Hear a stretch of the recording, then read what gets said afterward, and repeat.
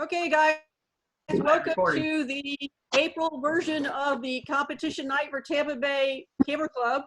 We have to make an introduction So it's this amazing. for future posterity. Thanks for, I see we've got a lot of faces here that weren't at the last meeting. I'm glad to see that we've got more folks coming in. Hopefully some more will pop in while we're getting ready to get going here. We have a lot of entries. Just wanted to remind you guys of a few things. Next month's assignment is Into the Distance, which is show an interesting scene that is composed with a visually distinct vanishing point. So basically something that goes like that. So you know, you've got a vanishing point, so it's coming, something goes into a beat. So that's the subject for next month's assignment. The assignment for June is Odd Couples, and that is present an image with non-complementary subject elements. I know, Jim, can you explain that one a little better? Yeah, think of subjects that are apples and oranges. But get some things in the composition, make a good artistic composition of things that normally would not go together. Okay. That's basically the concept. Okay. Take some things that normally wouldn't be associated with each other or be put together in a scene, and find an artistic way to put them together in a scene. Okay, thanks. Next week, next Friday night, we have our first non-member speaker that we've had for a long time. Her name is Jackie Kramer. She lives up in St. Augustine, and she's one of the most well-known flower photographers in the United States. She just, this week, as of today, we should have been in Washington at a summit that she was going to put on with 100 photographers. Not happening because of this mess that we're in right now. So she is going to join us next Friday and talk about the artistic side of flower photography. I did show some of the, you know, some of her, if you go on, her website is Love Blooms, it's LUVBLOOMS.com. And you can see some of the some samples of her work. She's really good. She's going to talk to us for a couple of hours, and you know, guys, she'll be giving us some information about what she's doing, because obviously she's gone pretty much online for the time being as well. So she's doing classes and stuff like that. She's got a couple of ebooks out, stuff like that. So she'll let you know about that. Don't forget about, I sent out a notice, and there's also information on the website about the macro and close-up photo competition that we're doing as an aside from everything else. And this is going to be judged by Mike Moats, who is probably one of the foremost macro photographers in the United States. He does workshops all over the country, and he also normally has a big summit every year, but that probably is not going to happen either. So he is going to, I have to have the images. I've had a few entries already, but we can send them on in. You know, macro is something you can do now when we don't have the ability to go out running around all over the place very well. And so, you know, two entries for free, and get them to me before the 15th of May. I have to get them to him on the 15th, so he has time to judge them before our meeting on the 22nd of May. He's going to join us via Zoom. He's going to talk about some of the entries, depending on how many we have. He will give us the winner. We have his first prize is going to be a a full lifetime membership in his macro photo club, which is really good. He has over 200 videos, and he's putting up more every day right now since he's home all the time. And he's got a great batch of videos on there, you know, equipment, you know, technique, post-processing, shooting, the whole 9 yards. So he's really got a good, and he also has a Facebook page or group that you can only be a part of if you're a member of this club. So it's a lifetime, it's a $99 per, value. He gave this to the club to give away. So we decided to do this competition for somebody who's really interested in macro to hopefully win it. And then we have a second place prize. If you guys haven't heard about it, Jim's doing a new thing via video. We did our first one on Wednesday night, and he's calling it the potluck photo dinner, and you can send in entries. There is an entry fee for those, and there's a prize, but there's a prize money. And the participants judge we vote on them. We see them all, we vote on them, and then we go through and Jim does a critique, and then also does some processing, even more so than we do in our meetings here. So he is giving, was it 4 entries, I think? That's right. 4 entries. 4 entries, that's the second place prize. So that's worth $22 right there. So if you're, so take a look. All the information is on the club's website. So the thing about Jackie's on there as well. So if you haven't seen it, go onto the website and take a look at both of these. I'm really excited to be able to pull these people in. Fortunately, they're friends of mine, because I've shot with them before. So we were able to get them come in. We're working on some other folks. And as soon as we have some more definite answers from people, we'll be letting you know about those as well. So we're trying to keep everybody, busy, and education at the top of the mind here. So that's probably what kind of direction we're going in. One last thing, I sent out an email to everybody today. Hopefully you all got it on the Out of Chicago Live thing. It's coming up this weekend, the Friday, Saturday, and Sunday. They have 7 pages of speakers. I was unbelievable. There's no way anybody could go. Actually, it's great this way because you could pick and choose where you want to go. You don't have to run from room to room. You're basically clicking from Zoom place to Zoom place. And the good thing about it, it's all going to be recorded, and you'll have, if you pay the fee, which I believe is $300, you pay the fee, you have access to all these classes for a year. So there's 60 photographers, so there's pretty much something for everybody in this. So I saw astrophotography, I saw landscapes, I saw bird photography, flower photography, architectural photography, everything. So take a look at the link I sent to you today has, actually now they scheduled the schedule. They put out the schedule, which it was just a bunch of listed of photographers before. Now you actually can see what they're going to be talking about before you decide whether you want to buy it or not. But I suggest that as well. So, Jim, you have anything? Yeah, I'm going to show everybody so that they know. Give me a second to bring it up on screen. I'll show you guys something that I did.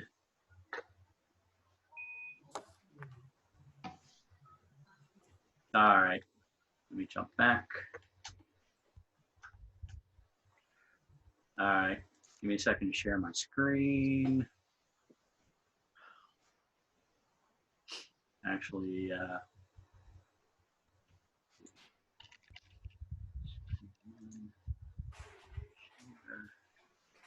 right, you guys see that? Yep, the web page. Yes. What I've done, I've just broken it out onto its own page. So if anyone needs to look at it and refer to it now, we have its own special page. Very first one right here, competition image submission instructions for people that want to remember how to format their images and where to send their images to. So it's right here, and right here is, the images must be submitted via email to my TBCC, at Gmail. Oh, I need to fix that. I should say gmail.com. Yep. And highlight that for us, please, when you get a chance. Yeah, see that right there? So yeah, I'll fix that to say gmail.com. Yep. And highlight we do have, so it doesn't get lost in that paragraph. we've got our own page for those instructions now. It also happens to be on this page on using Zoom. The bottom of the page for using Zoom also has those instructions as well, but they're broken out here also. And for now, for anybody, if you miss your email, can't find it or whatever, for any meeting that we're having, I'm putting a post right here on the home page of the website with the link to go in. So all you have to do is, go to our, Awesome. and at least a day or two before the meeting, I'll have the invitation link right here on our homepage for you to jump in from so I've been sending it by email, but I know not everybody is on the Google group at this point, but there's always a link right here to get into the meeting. If you did not get an email from us on any of these things that we're talking about, because each one of these posts actually automatically sends out an email to the Google group. If you did not hear from us, let us know and give us your name and your email so that we can get you on that list. Yeah, because I think I know Robert can add you to the list. I can add you to the list, and if I'm not mistaken, I believe Lee can add you to. Right, right. Because we don't want you missing out anything if you forget to look at the. But like I said, if you think there's something going on, I would just I'd actually check the website myself every night just to see if anything's been added. So, if you kind of do that on a regular basis, then you won't miss anything. Can I ask a question? This is Jack. Yep. Jim, when I sent my material in this week, I sent it by WeTransfer. Yes, I got that gigantic PSD from you on there. Exactly. I wanted to make sure that I wasn't skimpy on the pixels this week. Is that an issue, sending it to you by WeTransfer? No, that's not a problem. I was able to do that without any issues, and got the gigantic file. Hey, It actually made me wonder, why, I thought, oh, you must be sending this giant PSD because it must be full of layers that you want us to be able to look at the layers if we open it in Photoshop. And then I looked at it and it was a single layer. I realized it was just a gigantic PSD with one layer. right. Jim, can you stop sharing that screen? That's all I have. Well, there's a reason I'm sharing this screen, because I want to show people something on this screen. Okay, sorry. So on this screen, do you see this button right here that says Follow Tampa Bay Camera Club? Yes, I do. Yes. Yeah. If you do this, if you click this button and you follow the Tampa Bay Camera Club, Lynn was saying she checks our website every night to see if something has changed. Guess what? If you click this button right here and enter your email address, you will automatically get email notifications telling you when something new gets posted on our website or when something that exists on the website gets changed. So you'll automatically be notified by email of any changes or new information posted on our website by using this feature right here. So you won't have to, be like Lynn and just keep remembering to check every night. I just like to do that. But that's separate from the Google group? This is separate from the Google group. This is a WordPress thing. This is tied right to our website, and all this does is notify you of new postings and any information that exists on the website that gets changed.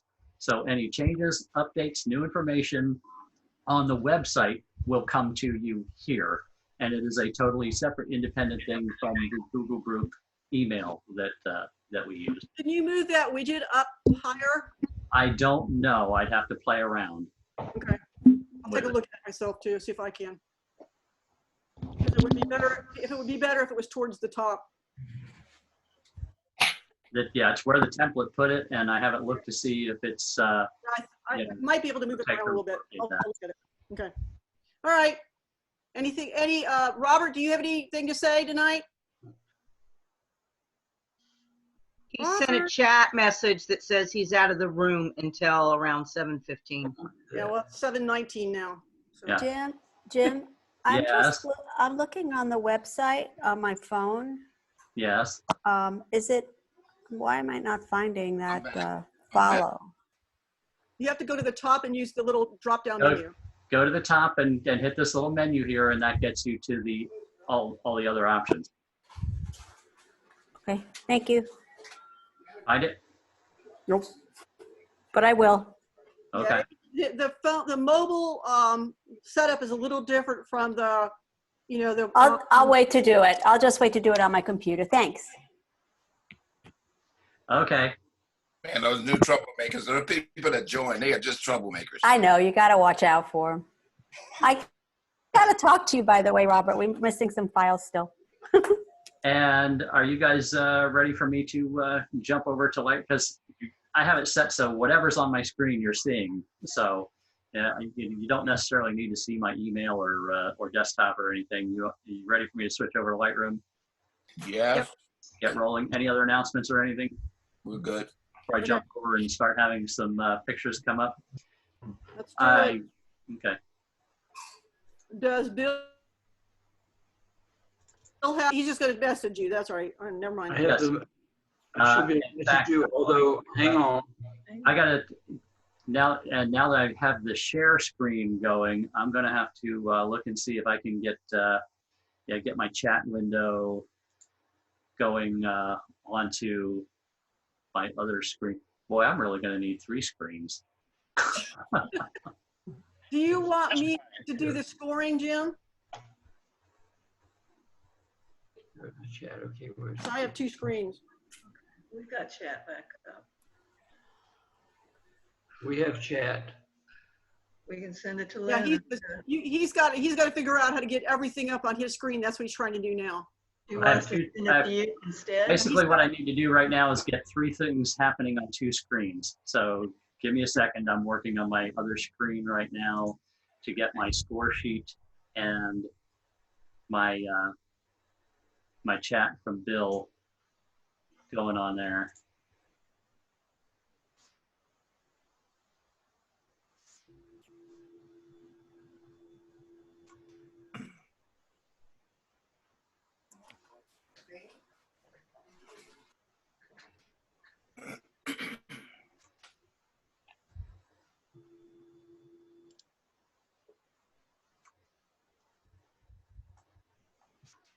All right. Just for the sake of getting this ready, Bill, would you send me one more test chat right now while I'm configuring this? Just a minute. You're not in the thing. Now type.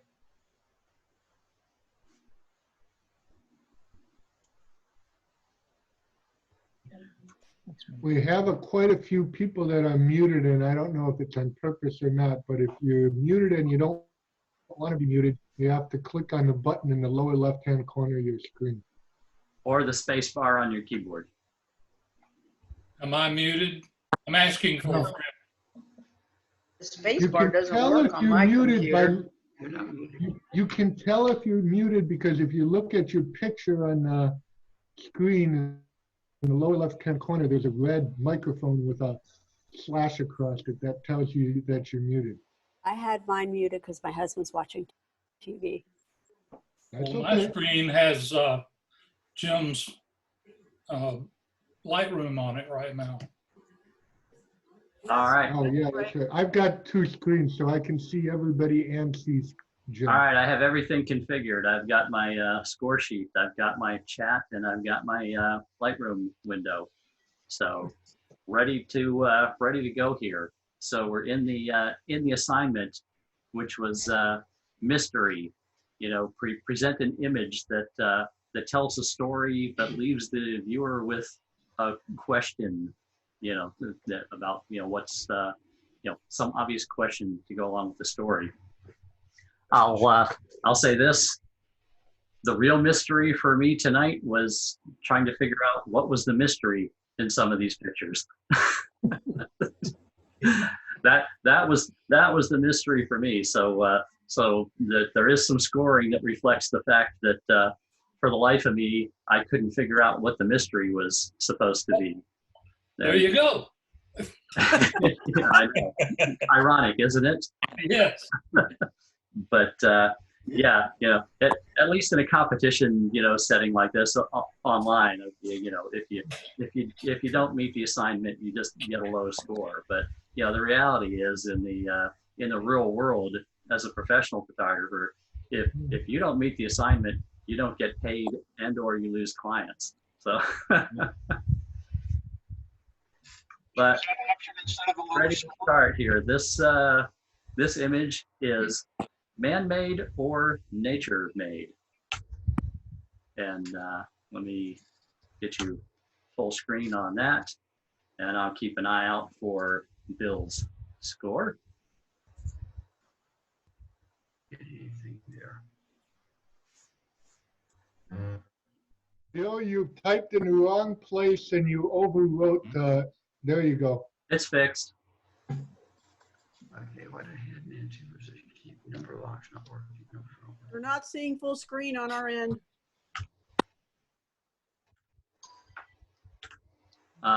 That's because I'm jumping screens here. Stand by. Okay. Better? Nope. No. There, that's Sure. it. Yeah. Oh, you know what happens, guys? This is obviously a technical issue here with two screens. I can have you on full screen like this, but the instant I move to my other screen and click in my spreadsheet, Zoom automatically drops it drops Lightroom out of full screen as soon as I click in my spreadsheet to add a score. Oh, well. So I'm not deliberately taking you in and out of full screen. Okay. Unfortunately, this is a technical glitch that's happening. Every time I click my mouse in the spreadsheet, Lightroom drops out of full screen at the instant I click the mouse in the spreadsheet. You know what that means, Jim? Is that It's somebody else is gonna be needing to do the scoring. it's a screen swapping issue. So But I mean, why isn't it's Bill the end of just the world typing to see it like scores in- this, just have it jump like this when I enter a score, is it? Why isn't Bill just typing scores in himself? Because he only has Because Bill only has one screen, and it's going to be a lot of work and difficult for Bill Okay. to be swapping screens to enter scores. Okay. What about using your phone? Can he log in? Yeah, on his iPhone? So Well, I have. we're you good can- like I this. have- I mean, it's seriously. I have. I don't think it's the end of the Hello, world to I drop have- to this size when I enter a score. Okay, ready? Yeah, go All right. ahead. Next image. What creature is passing by? Did we get a score on that first one? Oh, the score on the first one is 22, and that's an honorable mention for Lee Wen. Thank you. Thank you, Jim.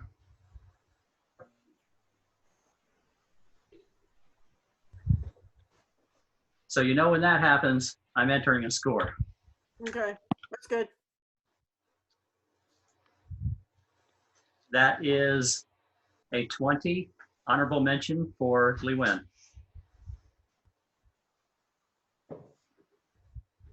This is The Alchemist Quest.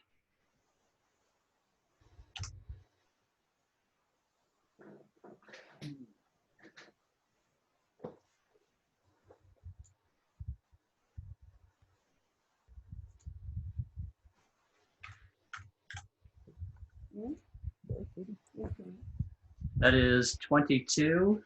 That's an honorable mention for Lynn.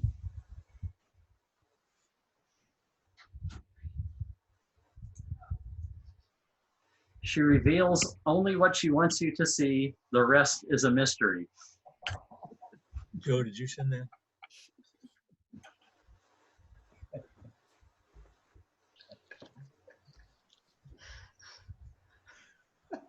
Joe, you're smiling awful big. I'm waiting for Robert to comment. I'm trying to turn my screen around a little bit. You can take your time on this one. That is a 21. That's an honorable mention for Lee. It's Uncharted Tranquility.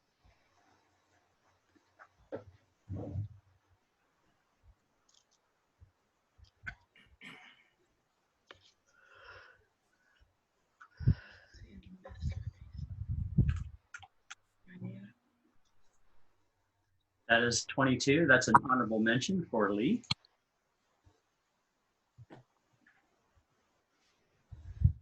Film noir, peeking through the blinds.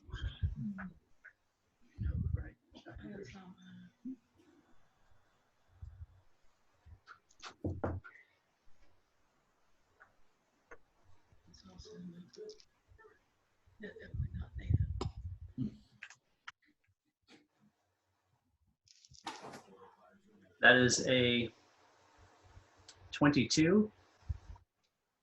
Honorable mention for Brian Condis.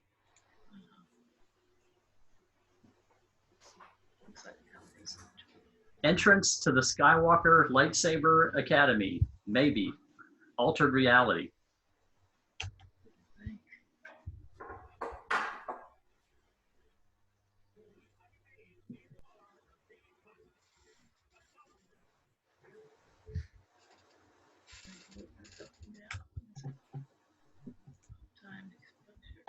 That is a 22.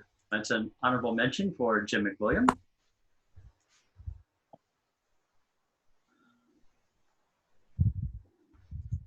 This is a comfortable flight, not a composite.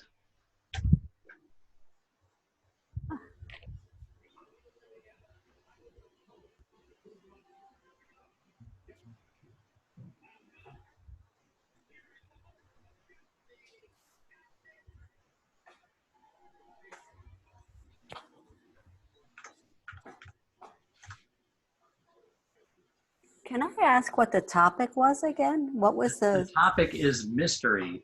Present an image that leaves the viewer with a question. Present an image that tells a story but leaves the viewer with a question. thank you. Okay, so that was 22. Honorable mention for Brian Schneider.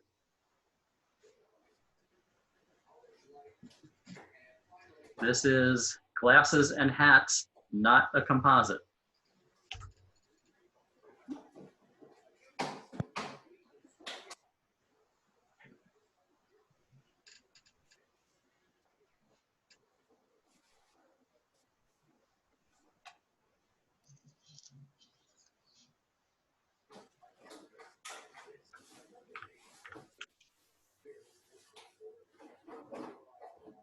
That is a 22.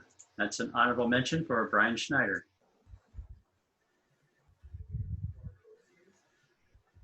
This is unknown store on the wall of King's Tomb.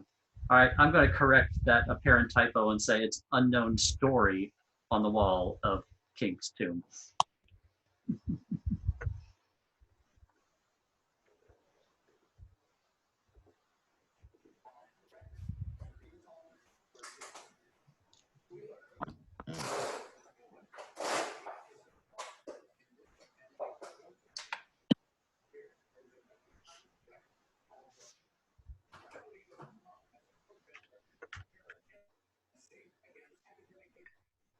That is a 21. Honorable mention for Fong. Jim, Yes. I see now that you're becoming political now. In what respect? You are now becoming a correctionist. Okay. Revisionist. Sorry, I had to say something. Okay. This is Cavern. Can you see that full screen? Oh, thank you. Thank you. Wow, I love the colors. And someone's TV is turned up.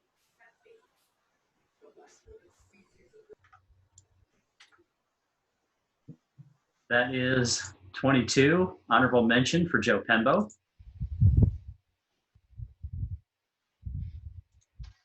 This is Alone.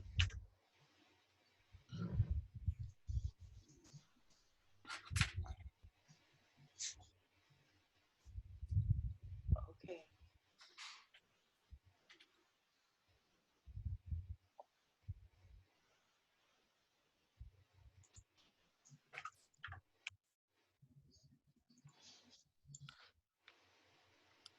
That is 23. That's an award for Sylvia Fernandez. Nice one. I like that one a lot, Sylvia. Thank This- you very much. Very nice. This is Fatal Attraction.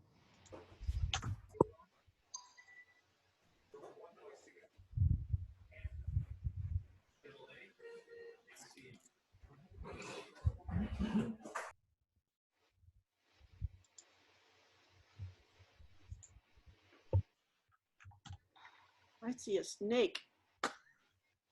That is 22. That's an honorable mention for Jack. You guys see the snake down in the corner? Wait a minute, yeah. Right there. The composite snake. Is that a frog by the flower? Yeah. This is Days Gone By. Save that for next time.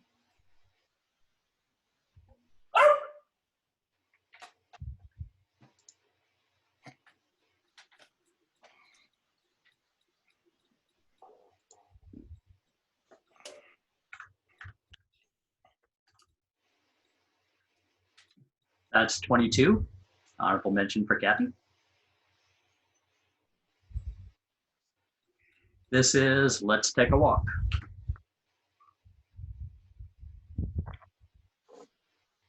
Oops, sorry.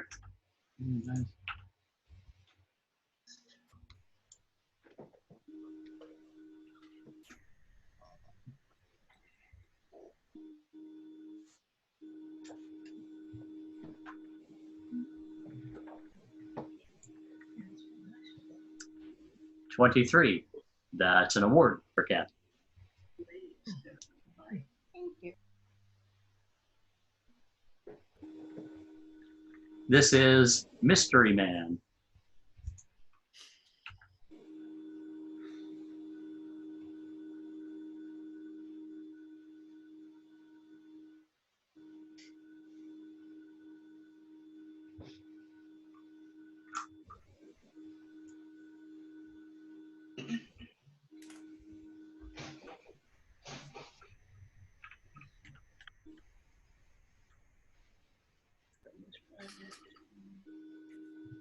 That is 22. What? Somebody say something? That's 22. That's an honorable mention for Bill Lester. Make that Nancy Lester. That's yours, right? Okay. All right. Let me see if I can make a change right now on the score sheet. I didn't know we could do that.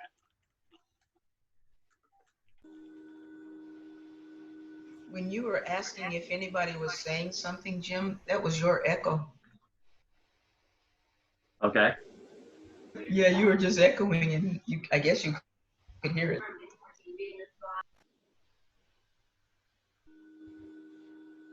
In case no one else noticed, we have 30. Okay. Next image. I got my eye on you.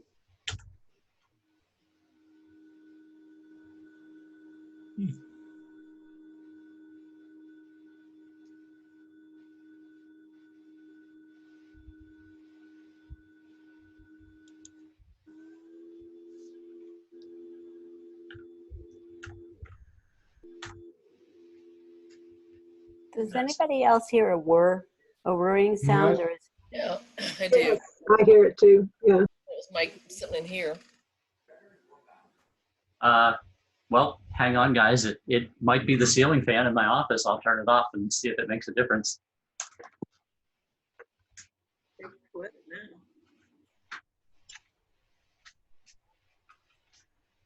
Oh, sure. Make me wait.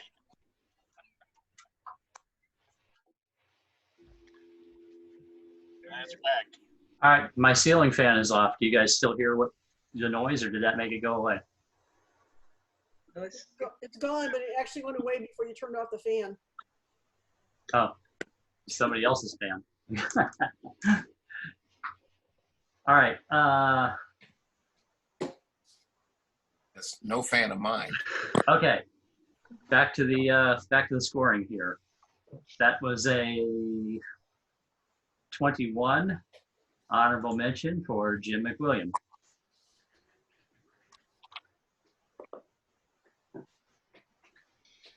This is Not of This Planet. It's Altered Reality.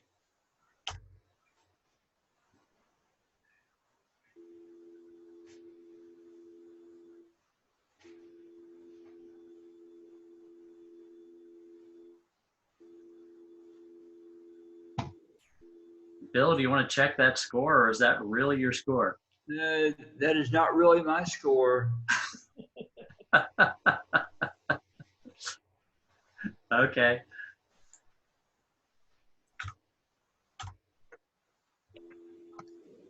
That is a 22.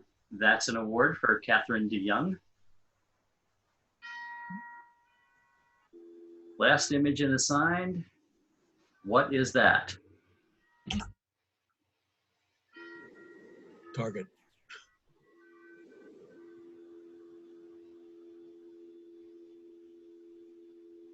The word is back for anybody. He's got coronavirus on his back.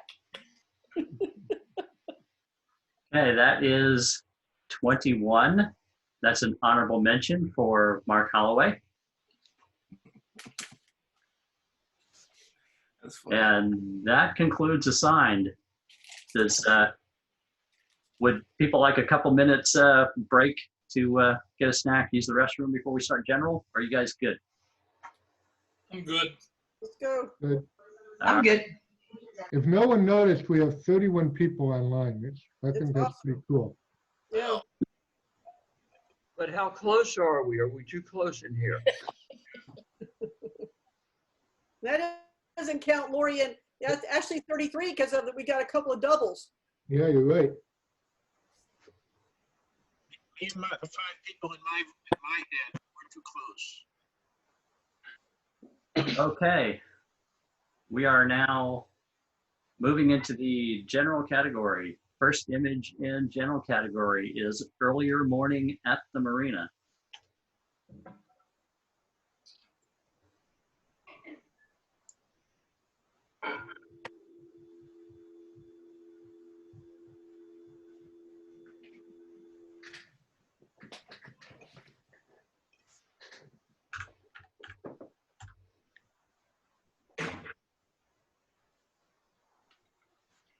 And that is 23. That's an award for Lee Win.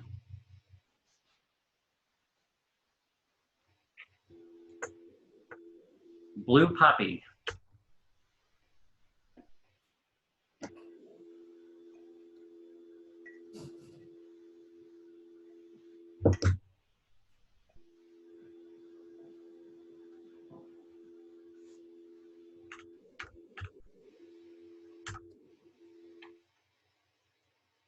$23. That's an award for Lynn. Two Hearts.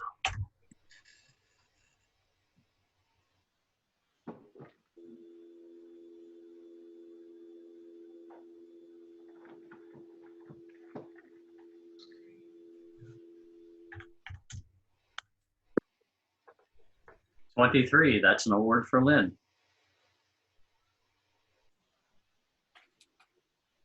This is her playful side.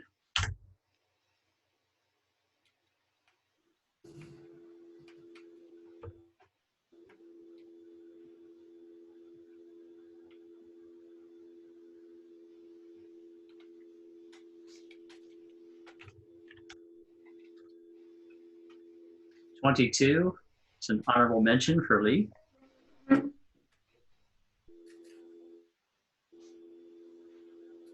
Misty Night Monorail.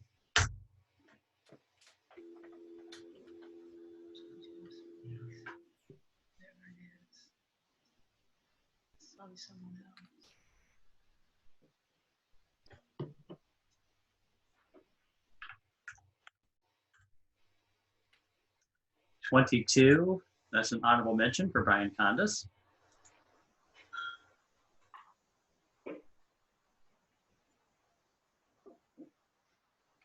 Supermoon at Blue Hour, April 7th, 2020.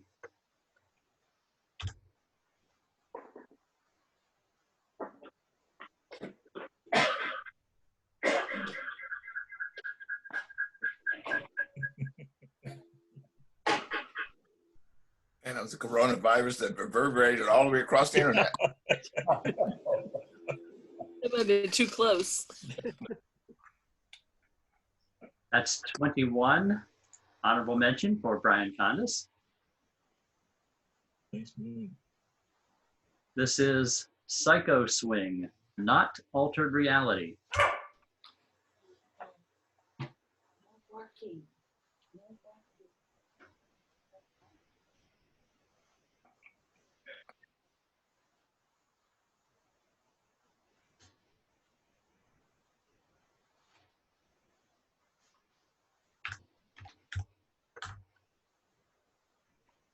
That is 23. That's an award for Brian Schneider. Can't believe she's on her phone while she's on that thing. Why, it's a psycho. If that's not altered reality, what reality is that? No, I guess we'll find out when we do the critique. Okay. Okay, this is the Sphinx near Pyramid.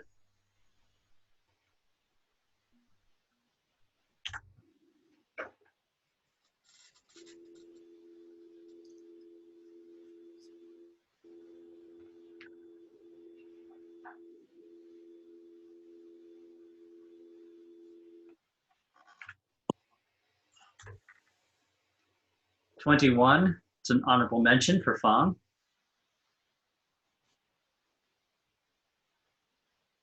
This is, and Robert, so that you know, I was emailed with a correction, so it's official. The title is Waiting.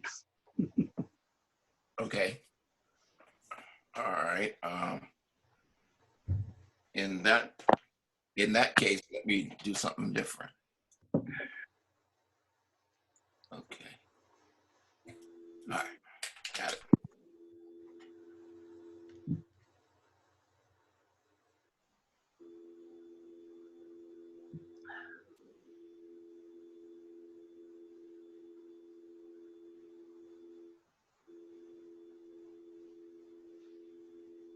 Have you done what you needed to do, Robert? Oh, yeah. Okay. All right.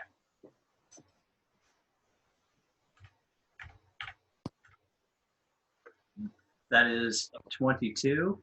That's an honorable mention for Joe Pembo.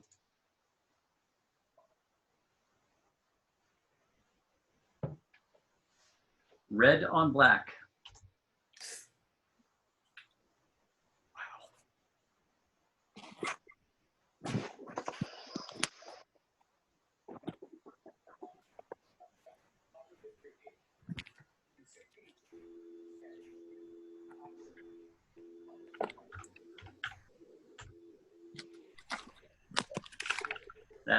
23. That's an award for Sylvia. That's beautiful.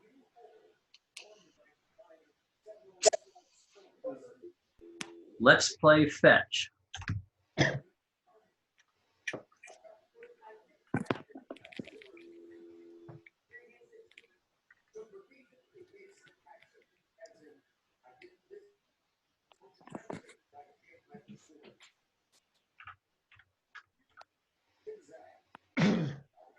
'23.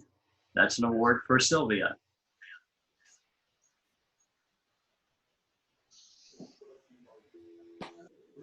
This is Along the Path.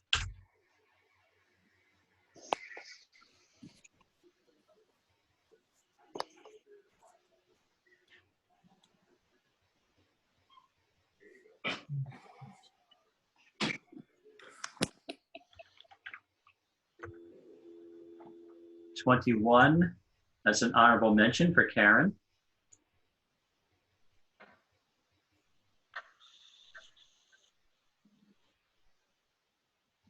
New Beginnings.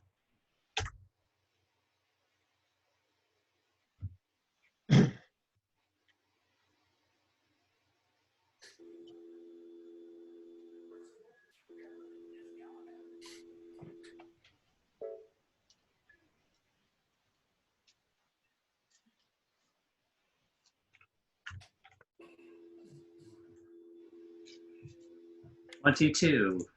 Honorable mention for Karen.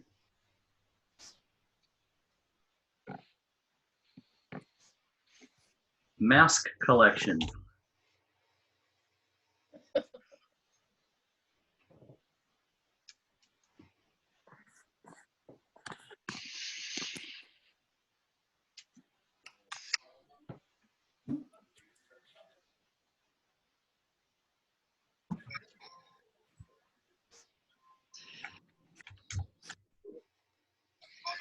'22. Honorable mention for Susan.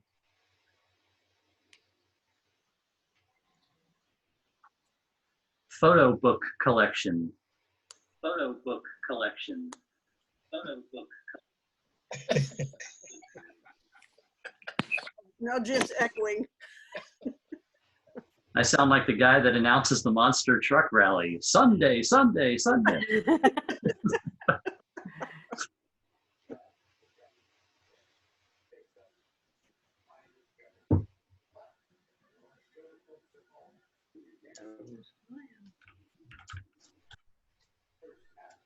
23, that is an award for Susan. All right. Tim, go ahead and give me 1 second before we get started again. No problem. That's what I was going to say. Do we want to give people a little break now before we jump into critique? We got plenty of time. Let's go ahead and take a 5-minute break, guys. All right. All right, sounds good. Why did you mute me? I did. I was trying to figure out who's got the dial tone, so I was going down the list trying to figure out who's got that dial tone song. Gosh, how Sounds did like an audio mic tone. my junk here too? Who's on a microphone? I think we all are. No, but I mean like an external mic hum is what it sounds like. Single time.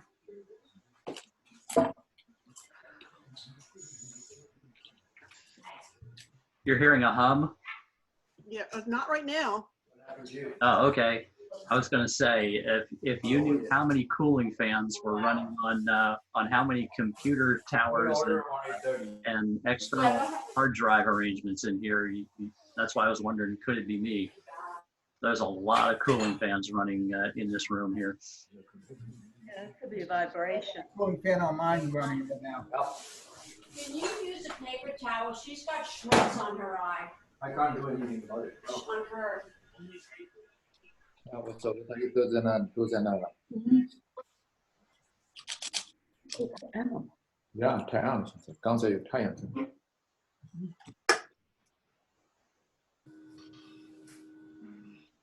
我刚才就一张看上去， You hear that? 也是不清楚，很难找啊。我的麦克是安的。关掉。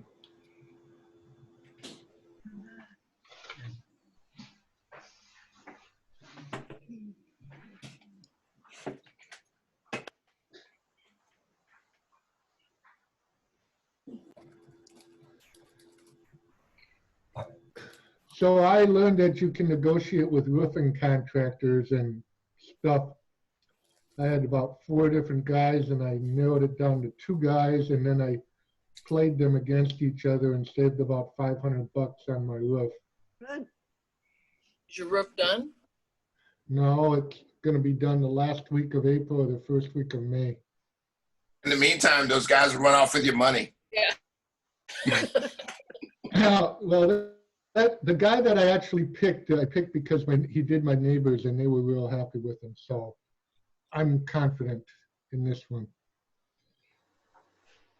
Hey, you guys that are on there, I'm going to turn my ceiling fan back on again because it's pretty hot in this cooped up room with all these computers and lights running. Tell me if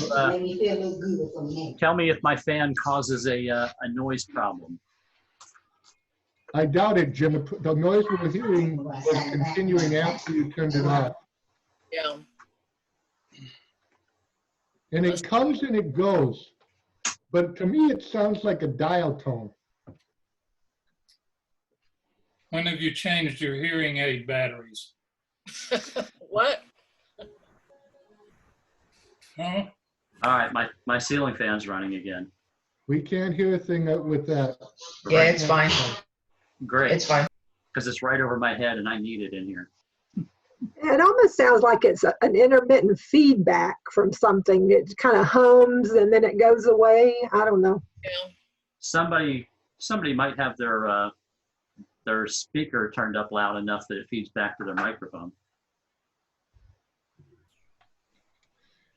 Anyway, we're up to 33 It sounds like a people. microphone to me, feedback. Yeah. The other thing that I found out on Zoom that will happen and cause that really bad is if somebody has a phone on and it goes through the phone, it will create some terrible feedback on Zoom if someone's got their phone on, especially on speaker. You know, when I got on earlier, I got on the computer and it crashed on me. I got back on my phone. And I don't mean using your phone on Zoom, but I mean if you have Zoom on your computer and then you get your phone turned on and and have the speaker activated on your phone, that will cause some tremendous feedback over Zoom. I had that happen with a student last week. All right, it's been 5 minutes. We good to go? Let's get rolling. Yes, we are. We're on our way. All right.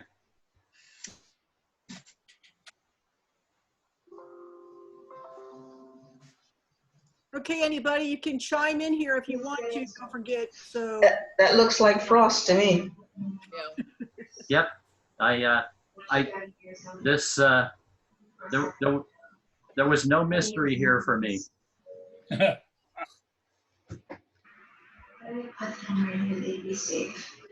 So there was no mystery here for me. I was there's a beautiful pattern in this though. However, there's a distraction. They'll say I stole them, and that place is free. But can something be stolen if it was always meant for? Someone's TV. I hear somebody talking, but I don't understand what they're saying. Could you repeat that? It sounds like a television. I'm muting some folks here. I think I stopped it. Oh, okay. I thought somebody was trying to talk, but I couldn't understand what they were saying. Television. So, all right, yeah, like I said, there's beautiful pattern in this, very lovely. You know, actually, the most distracting thing I found though was the big empty gap in the pattern up here in the corner. It just keeps drawing my eye to the big empty gap. So I don't know if you know how much a crop would detract from that, or whether that would still leave. Actually, I like that. Yeah. I like that a lot, actually. That becomes more of a mystery than anything at that point. I say, unfortunately, this was one of those when I looked at it, there was no mystery for me. Right. Well, I assumed that they were pine trees that were painted blue. And nobody likes my comment, huh? Okay. And I did. I laughed. And again here, there was no mystery. It was easy for me to tell what creature was passing by.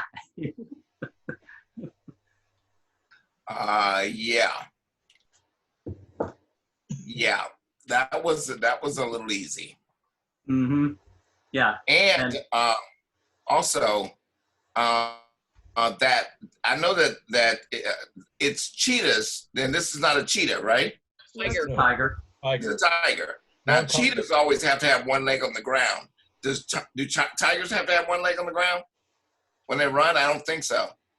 No. So are you sure about the cheetah? I'm sure about the cheetah. Okay. This one's got 2 feet on the ground. Mm-hmm. I'm thinking Carol Baskins is just out of the frame. That if you don't know who she is, next. Okay. Moving on. Yeah.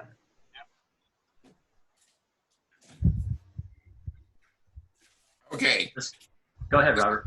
This one's tight on the bottom. Very tight on the bottom. Why? It has a little bit of the table edge, you know. Yeah, I want to know. Very tight. Why? Very tight on the book here. Yes, I want to know why. I really want to know why. Why what? You got such nice light. You got such a nice concept. You got such nice things happening here. Why is this thing cut at the bottom? Tell me why, please. Because right now I'm about to go into a coronavirus. It's actually there's table there. It was a really small book. It's just too dark, I guess. No, Barbara's talking about how tight the book is to the edge of the frame. That's what I'm talking about. That's what I'm talking about too. Yeah, just how tight that that little sliver of space is there. I'm wondering what the mystery is. Nice. The elements in this are nice.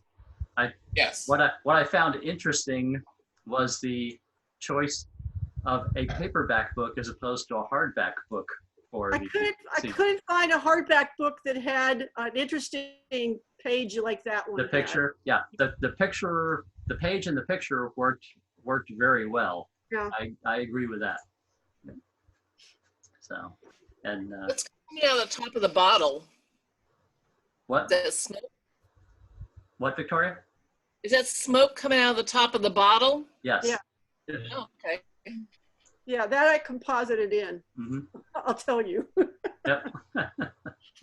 Good job. Yeah, I just, okay. You just killed me with the bottom. Okay.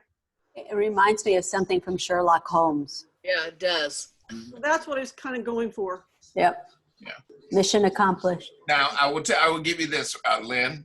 Yeah. Lynn, I'm going to tell you right now. This is you did something that I see people when they're making exposures of light, of actual light fixtures, that there is a completely bright evenness across the light. You have some modeling there, which makes it even more believable. Yeah. Okay. I'm not sure if you, Jimmy, you can run your cursor right across the top of the light. Yes, that area right there where there's light and dark. So it doesn't draw your attention just to that one light itself because it's bright evenly across. But because of the modeling, it allows me to actually travel beyond the light. Was that an intentional? Or was that the way it was, Lynn? That's the way it was. That's neat. Lynn? Yeah. Wrong answer. I don't remember if I did. To be honest with you, I don't remember if I did anything to like. I know I played around with this one quite a bit because, because that light was so bright, and the other side was so dark. So, but I don't think I did anything with the top with the light lampshade or not. I don't remember, to be honest with you. Yeah, well, I'm telling you, he's got some nice modeling in it that keeps me from lingering there. So good job. It does let you pay attention down here without taking your eye away. Correct. Well, that's why I had to dig that light out from behind a whole bunch of stuff because I knew this whole thing came to me in the middle of the night when I couldn't sleep. So I actually put it together in my head before I pulled it together. Then I had to pull all the pieces together. So here's a question I have for you, just out of curiosity. What is this? What are these bottles in this box? What are these bottles of? Essential oils. Okay. And the orange stuff is carrot juice. Carrot juice. Okay. Lynn? Yeah. One more thing. Take down his number 813-444-8897. It's when you can't sleep at night. Oh, jeez. No, I just do this kind of stuff. That's okay. Thanks.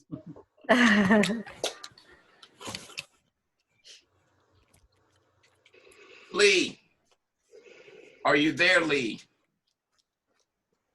Yes, sir. Here. I'm here. You are there. This is your shot? Yes.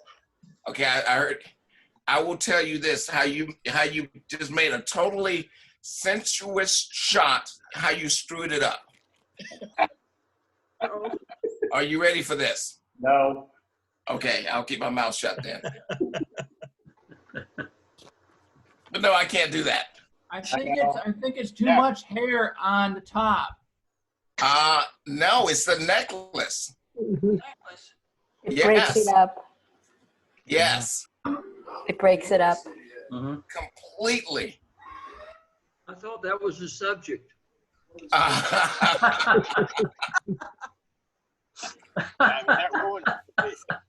Wasted cleavage. So yes, the necklace on this shot, it kills the symmetry here. I was gonna crop it down, but it looked like it was just too much. Probably Hey, Lee, you were talking, I mean, Jim, you were talking about triangles the other night. Yeah. Oh, that's so much cleaner. It looks good. So much cleaner. You know, when I saw this, I thought that looked like a necktie. At first I kept saying, how is that a necktie? Right. This is so much cleaner. Now I see the hair coming together. So is that everything you see, Lee, at that eyesight level for you? Is that what you see? Ooh, ooh. Dobson be nice. I'm jealous. Just asking. That was cool. All right.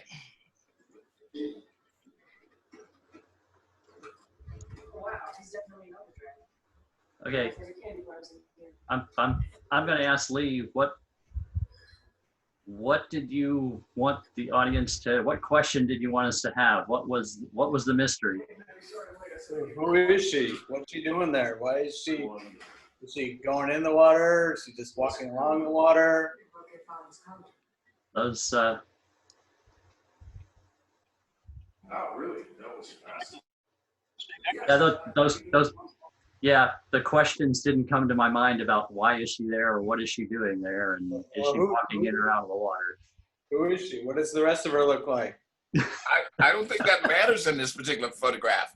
I think that all of the questions are answered in the photograph itself. So it's without mystery. It seems to be a narrative it's a self-contained story. Yeah, it's already there. Everything is there. Very nice shot, though. It is. And it's lots of fun. But as far as the assignment, you did quite the opposite. Mm-hmm. But I can see this as a really nice poster inside of anyone's room where there are a lot of muted colors. This on the wall, I think would be great. But it doesn't meet the assignment. So, all right. You live on the beach, and I'm jealous. So that's why I'm being extra hard.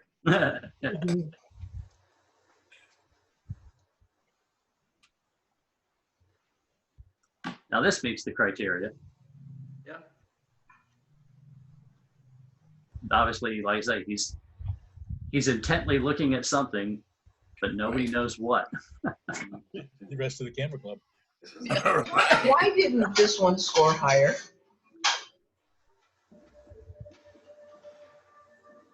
Let me find this one. That was my question too. It was a 22, I think. Yeah, it was a But I thought there was mystery there. I thought it's nicely done. So I just wondered why this didn't score a bit higher. It was one, let me tell you this, it was 1/10 of a point from being an award. Oh, who did that to me? But what was the deduction for? Because I love the lighting and stuff, and to me it's mysterious with no answer.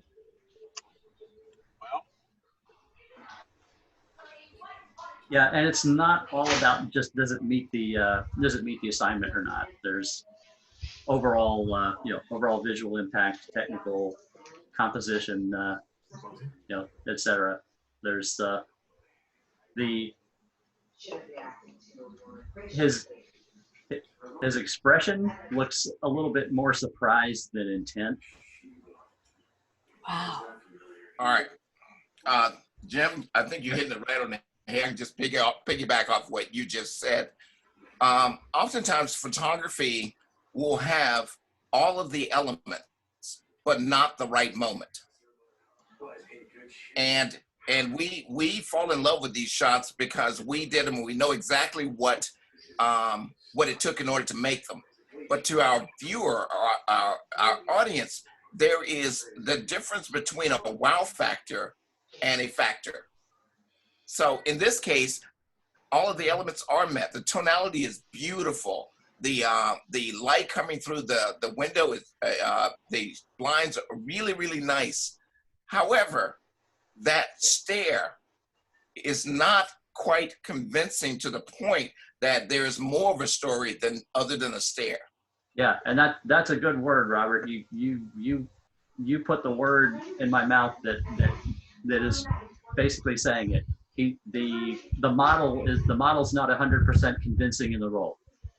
See, and that's funny that you say that, because the way his eyes look to me, I thought it looked more like what you said in the first place, Jim, surprise. Makes me think, what surprised him? What made him? Yeah. Yeah. Anyway, I just wondered. Yeah, and to me, you know, surprise, you know, didn't feel like the emotion in the scene that was right. You know, the Mike Hammer detective, you know, kind of guy you would typically expect a more intent focused, you know, look, as opposed to, you know, kind of like the dull surprise. Now, I will tell you this, speaking on this particular image, that lack of the difference of what Jim and I are speaking on is based on the photographer's experience in and discerning a good, convincing look, or hey, that's a good good light, good pose, and I like that look. So let me liken it to a movie that you go and see. The element of model direction. Yes, and that's what it boils down to. Is oftentimes when we get in these things, you may have great models of great talent, but if you don't direct them to pull out what it is that you're asking them to do or to say or to demonstrate, then that's on the photographer. Try going to the other film noir picture of the same guy back further down on the line, Jim. The one where he's got the gun. Yeah. Yeah. By comparison, this hits the nail on the head. Now, if I can go ahead and critique this one, I'm going to tell you, and this is going to sound a little derogatory. But and just before you go on, and I'm saying that with respect to expression of the model. That's what I'm talking about. I'm only talking about expression of the model. Mm-hmm. Is that my brother friends won't even confront this guy. He looks bad. He looks like he means what he's saying, and he's saying exactly what he means. Mm-hmm. And you see, to me, these are two completely different shots. Yes, they are. But the and I mean, I understand it's different people see different things, but that look on his face right there would not fit in that other picture to me. It wouldn't be this look. It would be this believability. That's what it is. It's not so much the look. It's remember, this whole conversation is coming down to the splitting the hair of the 10th of a point that was the difference between an honorable mention and an award. Yeah. Mm-hmm. So yeah, all this is boiling down to that equaling a 10th of a point across 3 judges. Well, this image scored the same as the first one. Yeah, for different reasons. Yeah. We're pointing out it has to do with believability as far as the actor is concerned, not so much as the technical ability of the photographer. And I will tell you, me personally, I scored this one higher than the other one. So.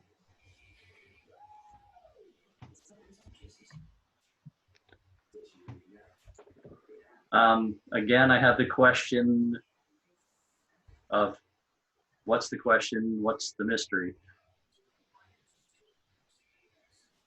Now, on this one, for me, the mystery was the fact of the humor that went into that. Now, I will admit that the title is humorous. I got a laugh out of the thing. Right. Yeah. Can you hear me? Can you hear me? Yes. Get closer to the mic, by the way. Because Can you hear me now? Much better, Jim. Yeah, much better. Okay, thank you. I was going to call it the erectile dysfunction entrance, but that didn't seem to fit. Erectile dysfunction entrance. The entrance to the erectile dysfunction clinic. Jim, whatever you just did, you fixed your mic. It was horrible before, and you just did something that's much better. He moved closer to the microphone. I stopped practicing social distancing. Uh-huh. I got closer. So. Yes. Yeah. Oh. Yeah. Nice, humorous title, and the image has some interest to it, but it didn't fit the criteria of the category. Well, I appreciate that. Right.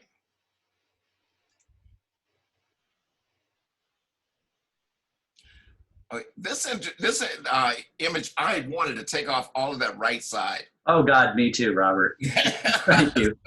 None of this is necessary. This like a light pole, all this stuff, all this extra sky. Yeah.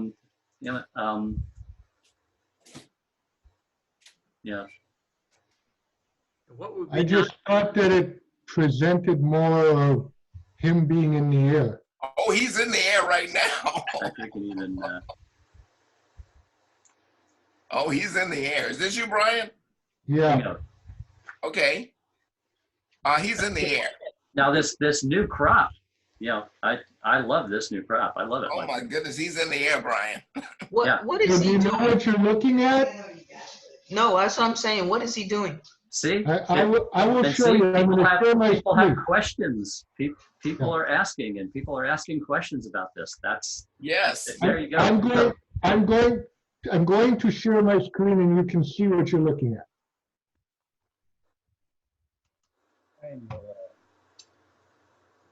Were you just in the right place at the right time? Are you seeing him? Yeah.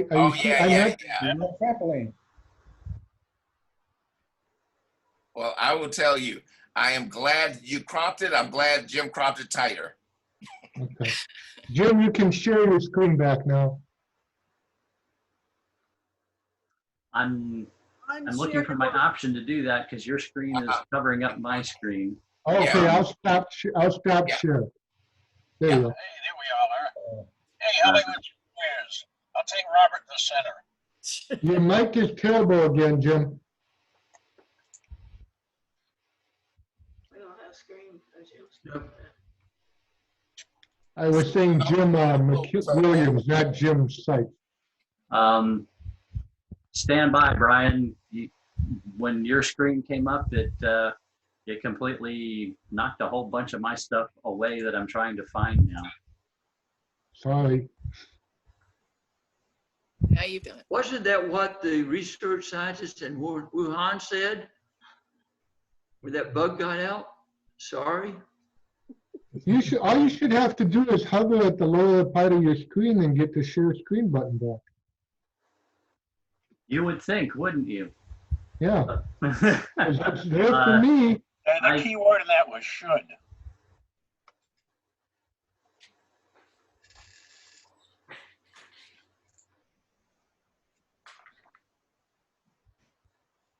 Because you don't have any more scoring to do, Jim, if you put that on your desktop. Now here, I got it because I'm using multiple monitors and have things configured across multiple monitors.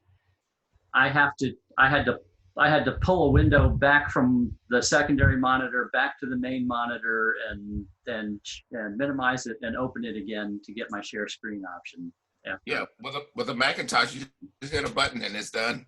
I've got I'm using 3 monitors to view this whole thing, and I didn't have that problem when I Because did you it. have a No, No, I don't. No, you don't. You have a Macintosh. You do have one. You're not using Well, it. yes, I do, but I'm not on it right now. It doesn't matter. If you have one in your house, it compensates for all of the flaws of your Windows. See, what it is that let me just put it to plainly, Brian. Macintosh keeps your windows open so you can see out. Oh, wait, I was muted. Pitiful. Yeah, no, I had no, my Zoom what it was is my Zoom was actually split in two windows, and Zoom, I had two different parts of Zoom running in two different windows. And Brian's share screen killed my main Zoom window, but left my secondary Zoom window open on the second monitor. And I had to bring the secondary Zoom window back to the main monitor and minimize it and open it up again to get it to switch from being secondary Zoom window to primary Zoom window to get my share screen option again. Now, see, Brian, you're causing a virus already by pushing his Zoom out of the way. Well, I'm glad that Jim figured it out, because I want to do the same thing with my other two images too, because I think you'll want to see those as well. Speaking of that. Okay. Again, this was another one that had a lack of mystery for me. Why is it a lack of mystery? What do you think you're looking at? It's a brand of cowboy hat looking in the mirror. I think I'm looking at a reflection on a strawberry, on a sign, or a tourist attraction thing at a.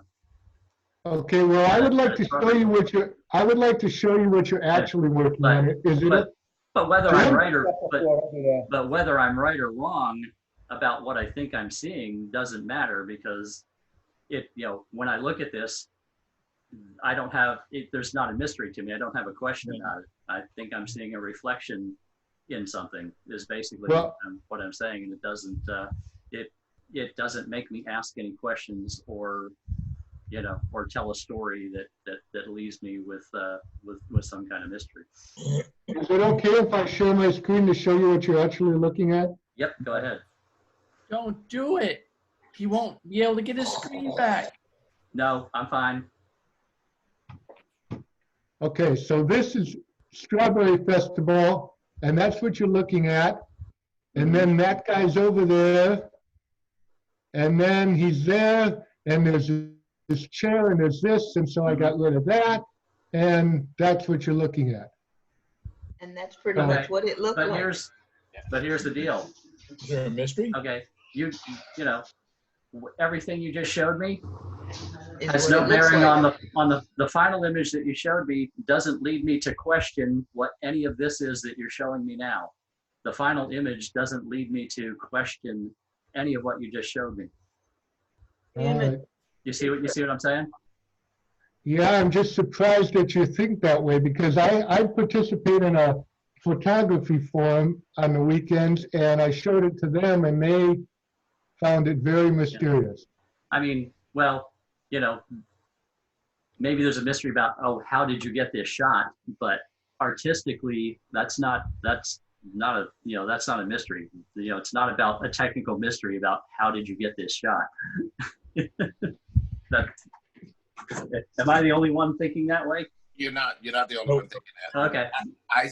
I saw it as a very easy to figure out situation, which was that this is something on a wall and it has some sort of reflective character to it. Yeah. And it turns out it's actually just a hole cut in it. But but regardless, the idea is not to pose a question about how did that shot get made. Right. The interesting thing is I had 3 photos prepared for this, and I had to pick 2. And the one that scored the highest was the one that I decided wasn't the best. So I'm totally bad at choosing my photos. The other ones in general. Hey, Brian, that's normal. Happens to me all the time. All right, ready to move on? Yeah. Yes. Okay. Now, in this instance, I look at the hieroglyphics on the wall, and obviously there's a story there, but I'm not an ancient Egyptian, so I don't know what the story is. So yes, there's some kind of mystery in the story. But the problem with this is the artist that made the photograph didn't set up the mystery. The artist just copied somebody else's mystery scene. Right. Does that make sense? Yes. Some Fong? I think it was the Yes. high five Next time, I need you to create a scene and not just photograph document the scene. Yeah, this is documenting a mystery that some other artist created. The photographer did not create the mystery in this scene.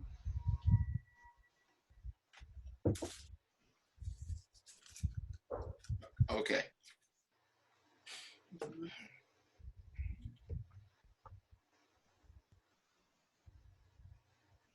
Did anyone else? I would have gotten rid of the chain.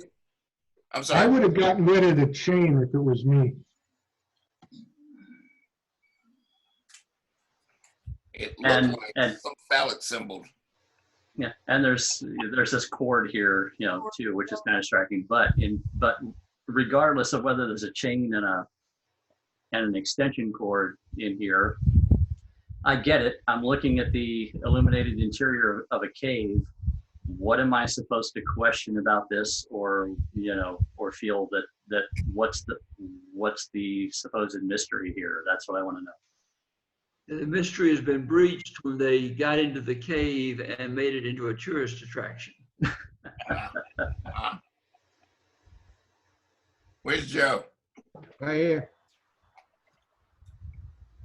Tell Jim what your mystery is. I just thought because it was a dark cave with some lights in it. And how they got that cord, it goes to that light that they turn on at night when I assume the extension cord goes to lighting. Yeah, I know that. Okay. Where's that at? Huh? Where is that at? Shenandoah. Oh, really? Okay.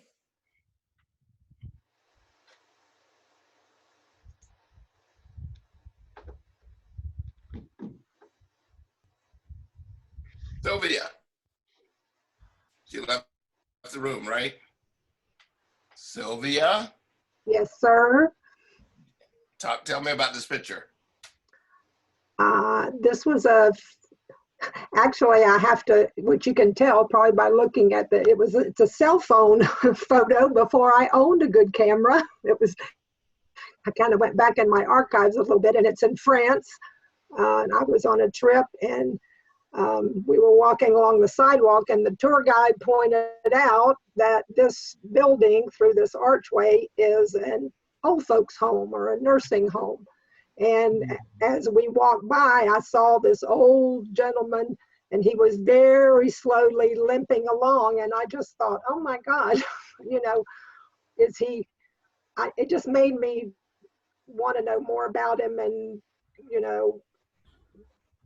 what his life was like there. And so I actually put it into silver effects and made it black and white. And then I thought I wanted to make it a little bit darker and him in the front. And then I sort of brought out the color, sort of like my mind going from the dark into the light a little bit. So that's a beautiful shot.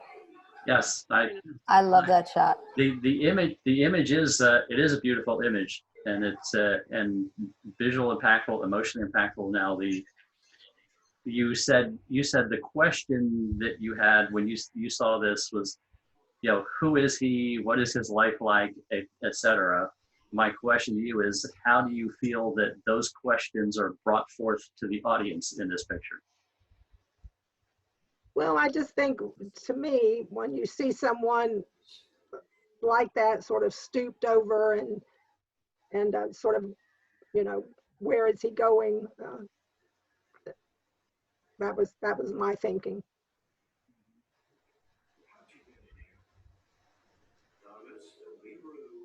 Okay.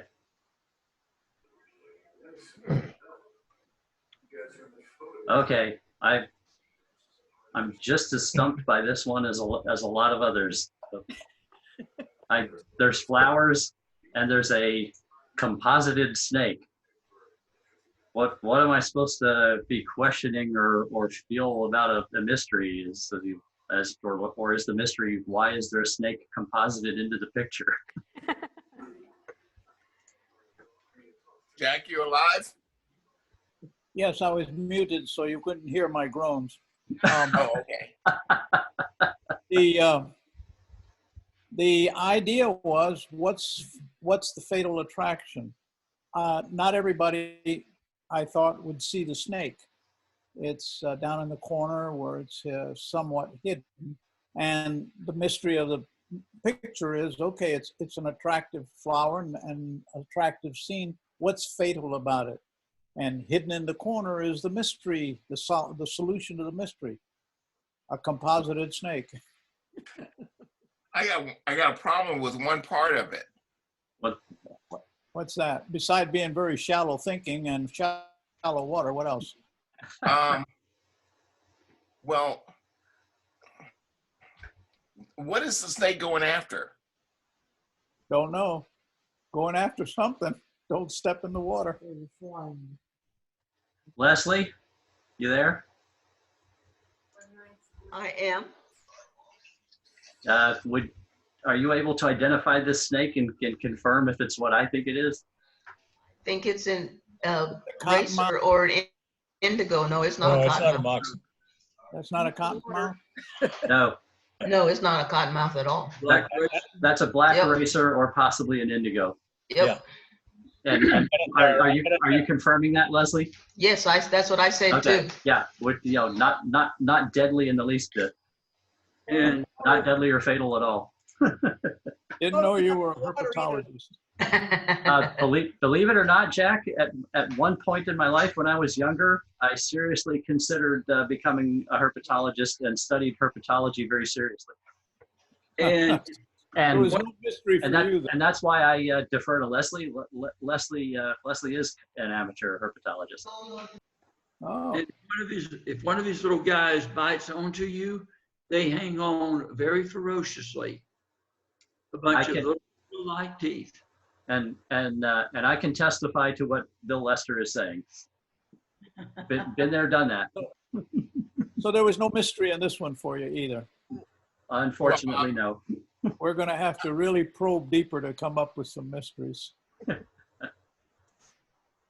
Okay, if you can go back with Jim just for one, give me a crop on that last one. This and one? bring it in from the left side. The other way. And keep coming, right about there. I find that to be more of a play than anything. Jim, what is it about that snake that makes it so obvious to you that it's composited in? Here, stand by. Let me. It's too high in. It's too high in the water for one. Hang on. It's too high in the water for one. Brian, thank you for asking that question. You can look at the grain and texture of the original photograph. Look at the snake. It has none of the same texture and grain of the original. Look at the edges on the cutout here where the snake was cut out, and look at the fact that the snake was in grass, short grass, like somebody's yard. And when the snake got pasted in, so did the grass from the yard or the field that the snake was in got pasted into the water along with the snake. It doesn't have that shiny quality of something that's got wet. Does that make sense? Yeah, now it's pretty clear. Does that help you? You guys are just too good, man. Solve the mystery. That was the mystery. See, where'd the snake come from? So Jack, is that a photograph of a snake that you took in your yard or out in the field somewhere or something?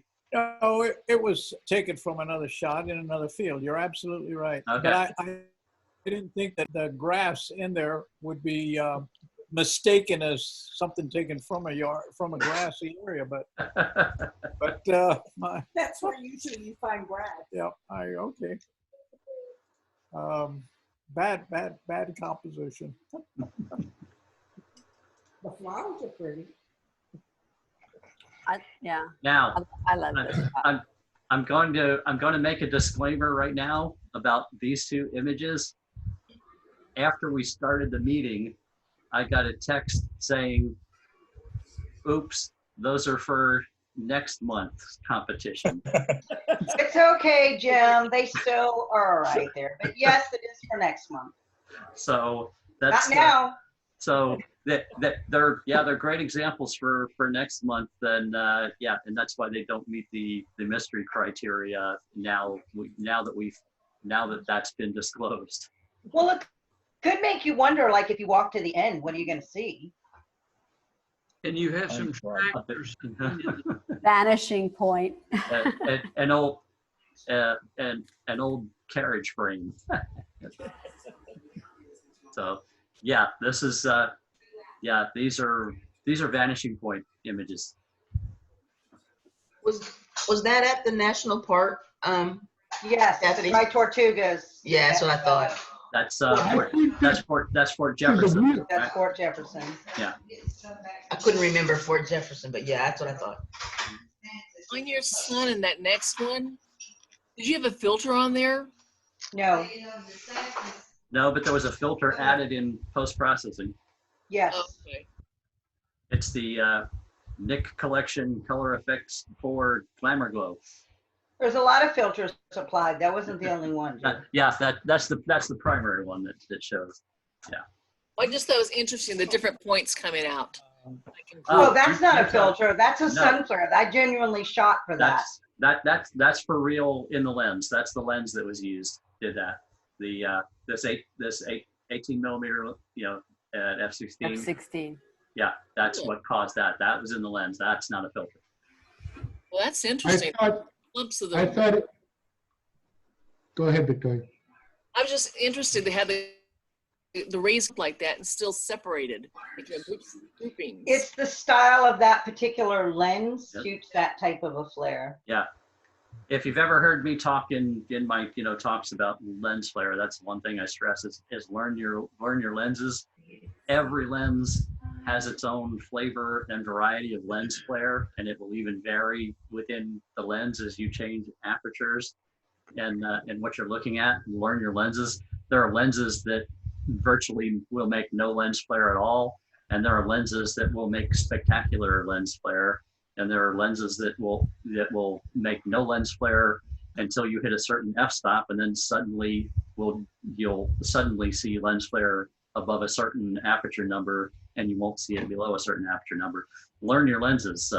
Don't go blind, but spend some time pointing your lenses at the sun and changing the values. And we learned sun flares, as Len and Lee and Leslie will probably tell you from you, Jim. Yep. But one of the good things now about mirrorless cameras is you can play around with that without blinding yourself if you're looking at the EVF. If you're looking through a DSLR optically through the lens, through the mirror, and you're really looking at the sun, be careful. You'll do some damage to your eyes. Well, what I was going to say before is I just thought this was a beautiful picture, but I couldn't figure out what the mystery was. But now that we know that it's not supposed to be that, then it makes a lot more sense. Thank you very much, Brian. You answered my question as well, because I said the same thing. I said, wow, this is a beautiful picture. Composition, leading lines, the color combination, the sun flare, the leaves reflecting that sun, all of that, the lines, the whole thing. And then I went, no mystery here. It was a sometimers moment, Robert. And you could have got 4 more points. It's okay. I don't do it for the points. She knows she's good. Oh, come on, Les, but thank you. Now, the problem I have with this particular shot, Jim, is that this guy is not believable at all.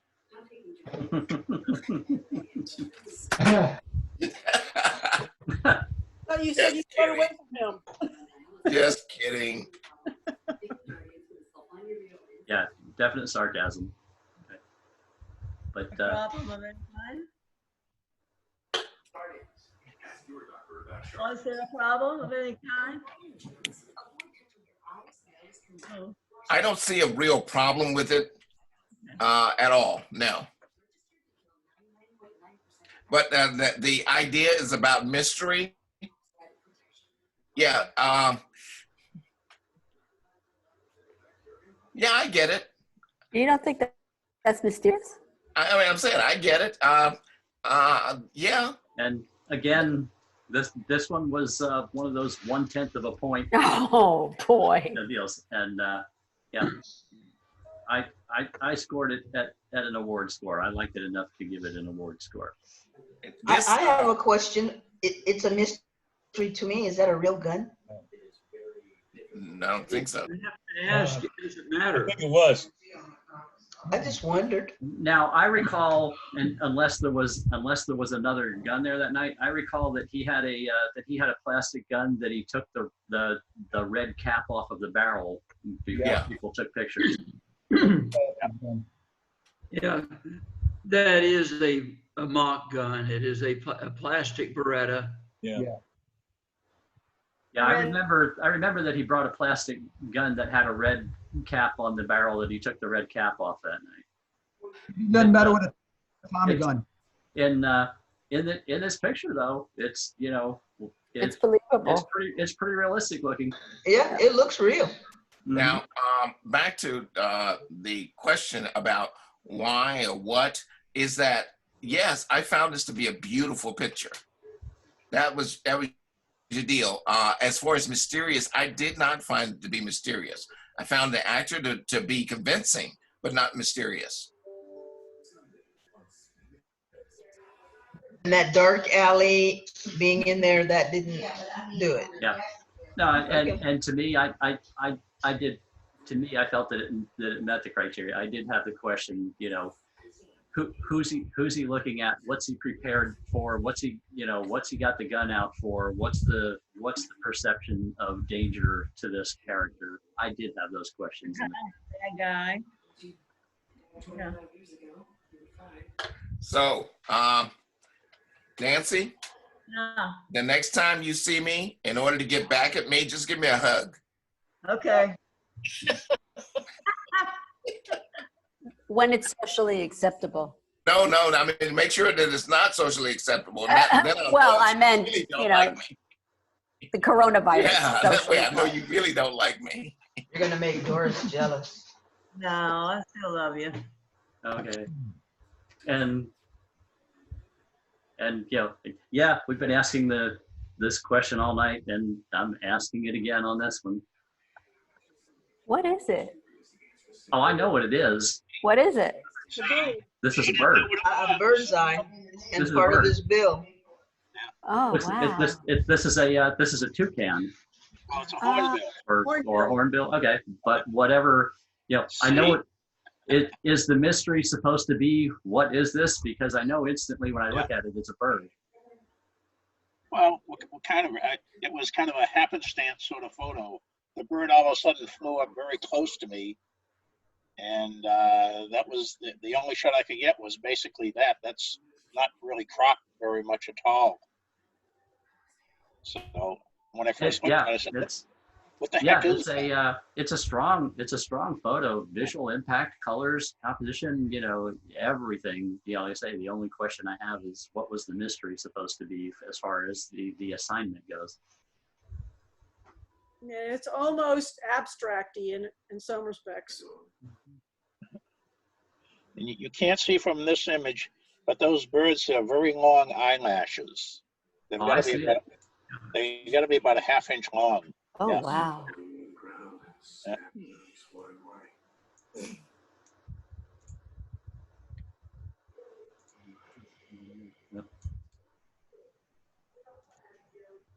Looks like it's got a little dandruff happening in there.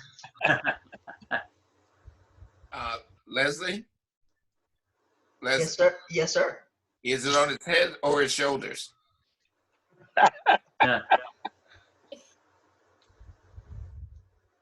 Here all week, folks. Ay. Here at the camera. Now, this I did feel was a photographic story with a mystery. Which planet? There's I look at this and I see there's a story there, and I definitely have questions about it. That's whatever this is, the light, a sun, a star, a light in the sky. Where are their clothes? There's obviously a almost hypnotic intent by the characters on this light. What is it that why does it hold such hypnotic intent for them? Why is, what's going on with everybody staring at it? But then there's these two characters totally ignoring that and focused on each other. This, like I say, this did give me a story with mysterious questions. You know what I noticed about this particular image? If you look at the characters in the foreground, then you look back at the sun and look back at the characters, it'll look like the sun is moving. Yeah, it flashes. So, How is this shot? Yeah. How is this shot created? This is composited. It's obviously a composite. Is the Did you want me to tell you how I'm the one who did this? Do you want me to tell you how this Yeah, was done? I'm intrigued. Okay, well, these were actually statues that were on a promenade in Baton Rouge, Louisiana. And so when I saw them, I immediately thought of this. I felt this would be, try to illustrate why the creator had so many of these images. And so I felt this was what he was thinking when he actually created these statues. And I thought this would be appropriate for this because I felt one of the major unanswered questions involving the unknown is if there is life on another planet. And I felt that kind of addressed that question. Catherine. Yes. Do I know you? Yes, we've met. I've taken some of your sessions. Yes. You have? Yes. In fact, we did something where we. Okay. One of the group sessions. Okay. Yes. Okay, Yes. great. All right, I understand now. All right, Okay. Catherine, I just want to caution you on something, and Chuck will tell you about this. Chuck is in the lower left corner in case you don't see him. Is that there's a strong light there, and whenever you have light, on the opposite of light is the shadow. Right. Had you given me that shadow on the opposite of each of those persons, Yeah. this would have gone through the roof for me. Oh my God. Okay. Well, that part of it I'm getting better at now. And so that initially was not as easy, but I'm getting better at it. But I understand. You're right. Absolutely. I love that shot. Yeah, it's beautiful. Thank you. It reminds me, my husband goes to this festival in South, I'm blanking out on the name of it, but it's like this weird hippie thing. Never mind. I'll think of the name of it. He left to get pizza for me, so I'll think of it. Okay. What a guy. Diana, is it Burning Man? Yes. He and my son went to Burning Man. And that reminds me of that's the first thing I thought of was Burning Man. Thank you for coming up with that one. And I think there's another group called the Blue Men group. Yes, the Blue Men group. Yeah, that's another one that intrigues me too. I like to see those figures also. Yeah. Thank you. Thanks. Okay. I just wish this guy had been separated slightly from these two people in the foreground. If he had been separated, there's a gap between the two of them, then I would have way more of a mystery going on here. But right now, I'm looking at the compositional disposition of this image, and I can't get past it. Looks like an ankylosaurus What's on the hat? hoodie. What is that? Strawberries or? Turtleneck. It looks like he's trying to be a coronavirus. Yeah. No, it should be pre-corona because Anybody familiar with what an ankylosaurus is? No. Yeah. Yep. A dinosaur?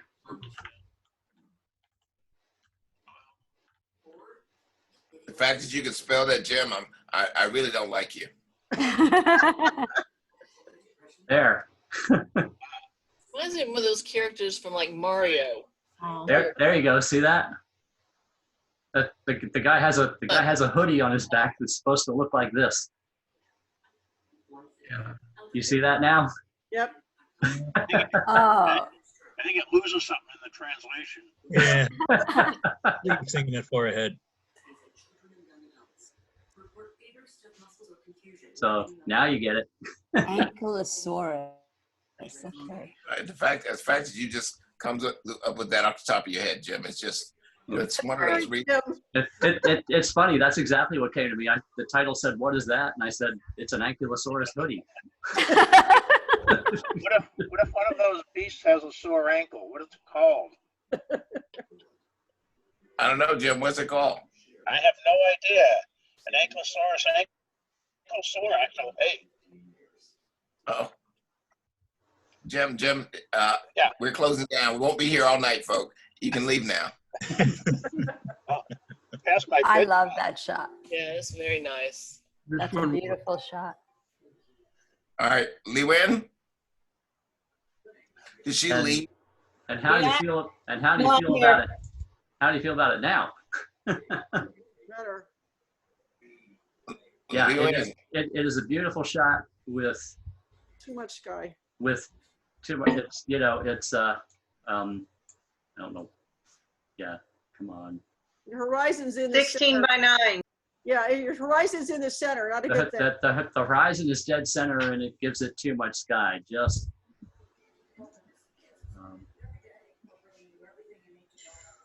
pulling that down does a world of wonders for this. Hey, Sam, bring it on down to that point where that crosses that top third line. You want to see that on the horizon? Right there. Yep. Yeah. That's okay. I kind of like, just personally, I kind of like a little more sky above it than that. This works, but yeah, I'll show that to you as well. This actually, the more I look at this with the horizon on that line like that, actually, the more I look at it, the more I like it like this. It really puts it really makes it look like a lowered perspective. Yes. Just to be in the foreground. It does really lower the overall perspective a lot and works. Where was this shot? That's Safety Harbor. That's what I thought. And it was misty there? It's the water's very calm that morning. Yeah. Wow, it's beautiful. Exposure. And it's also a 30-second long exposure that smooths out the water. Right. See right there? Diana? Yeah. You don't know Lee Wynn, do you? No. Now, Diana, meet Lee Wynn. Lee Wynn meets Diana. Diana, this pier is owned by Lee Wynn. No. So she doesn't allow. You notice there are no people on there. She doesn't allow people on there. It was early in the morning. We see that. I thought it was because I see that a lot on the FCCP website. Yeah, usually there are many people there. Yeah, that's a beautiful shot. But she's the only person that can close it down. Well, it was coronavirus. No, there was a professional photographer next to me. Oh yeah. And you got a better shot, so that tells you about professionals. Was the foreground object there, or was it put there for photographic interest? To rock stuff on it. Yeah, lichen. Right. Yeah, I don't think you would be moving that foreground object around for photographic interest. Lee Wynn, were you the one that did that rock?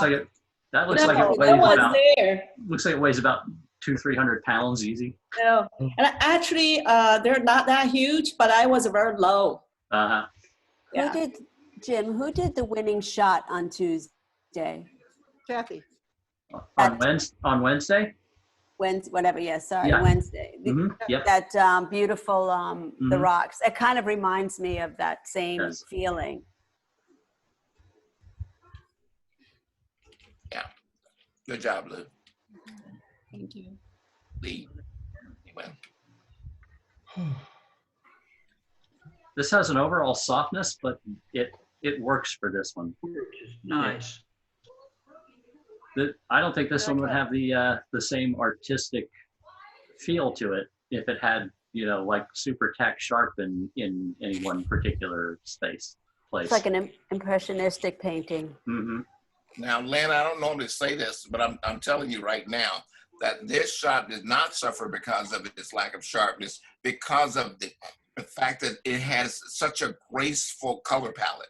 Mm-hmm. I got the watercolor feel from it. That's, I mean, Yeah, that's I a think it's flowy.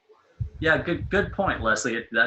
I agree. It has a watercolor feel to it, and that feel, that artistic, painterly feel that we're talking about would actually be lost on this one if it had, if it were like razor sharp or tack sharp, in here, which it's not. I feel it's appropriately soft for the rest of the image and the impression that we're supposed to get from it. So there you go. I tell people all the time, things don't always have to be tack sharp if they are appropriately used. If it's done with proper intent. Yes, that's what I tell people that all the time. Now everybody's gonna run up there with their soft photographs and they'll be out of focus and they're gonna say, "Wait a minute, You told me." That's the key. When it's done with proper intent, and when your audience gets the intent and it comes through to the audience, and it did in this case. Yeah. And that, by the way, guys, if you aren't familiar with it, that's the Himalayan blue poppy that's very rare. And I got lucky to see them at Longwood Gardens before they shut it down, because they had one pot of them. Usually there's hundreds of them, and they have hundreds of photographers that come in. And the week I was there, they only had one pot full of them, and then they closed the gardens down. So nobody got to see the blue poppies this year because they're all gone by now. So. Okay, you know what I don't like about you, Lynn, is that you brag all the time. No, I don't. And you do. You're saying that nobody else gets to see them. And no, I'm saying it's a bad thing because the gardens. Don't talk over me. Right now, this entire camera club is exclusive, and we got to see them. There you go. So thank you for being my friend.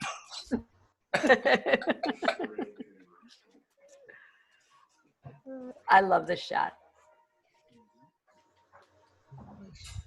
Yeah, these are really, really hard to shoot because they're so waxy. Yeah, and they're waxy and they're deep. Yep. What do you mean deep? Deep as in front to back depth that you that you have to account for in the camera if you want to carry detail through the image. It's kind of like the passion flower that you're going to see in a few minutes. They're also one of the hardest flowers to shoot because of the depth of the flower. If you're trying to get all the parts. Yeah, the front to back distance. Hibiscus flowers are that way too, correct? Yeah. Yeah. That's beautiful. Yeah. Yeah. When I brought this one up on the screen, I'm like, oh, I mean, fortunately at Longwood Gardens, this is another thing they had a lot of, in all different colors, and this was my favorite because they look like hearts. Mm-hmm. Mm-hmm. You see those at Is that a Selby lipstick? Gardens too, Lynn. Selby Gardens has quite a bit of that.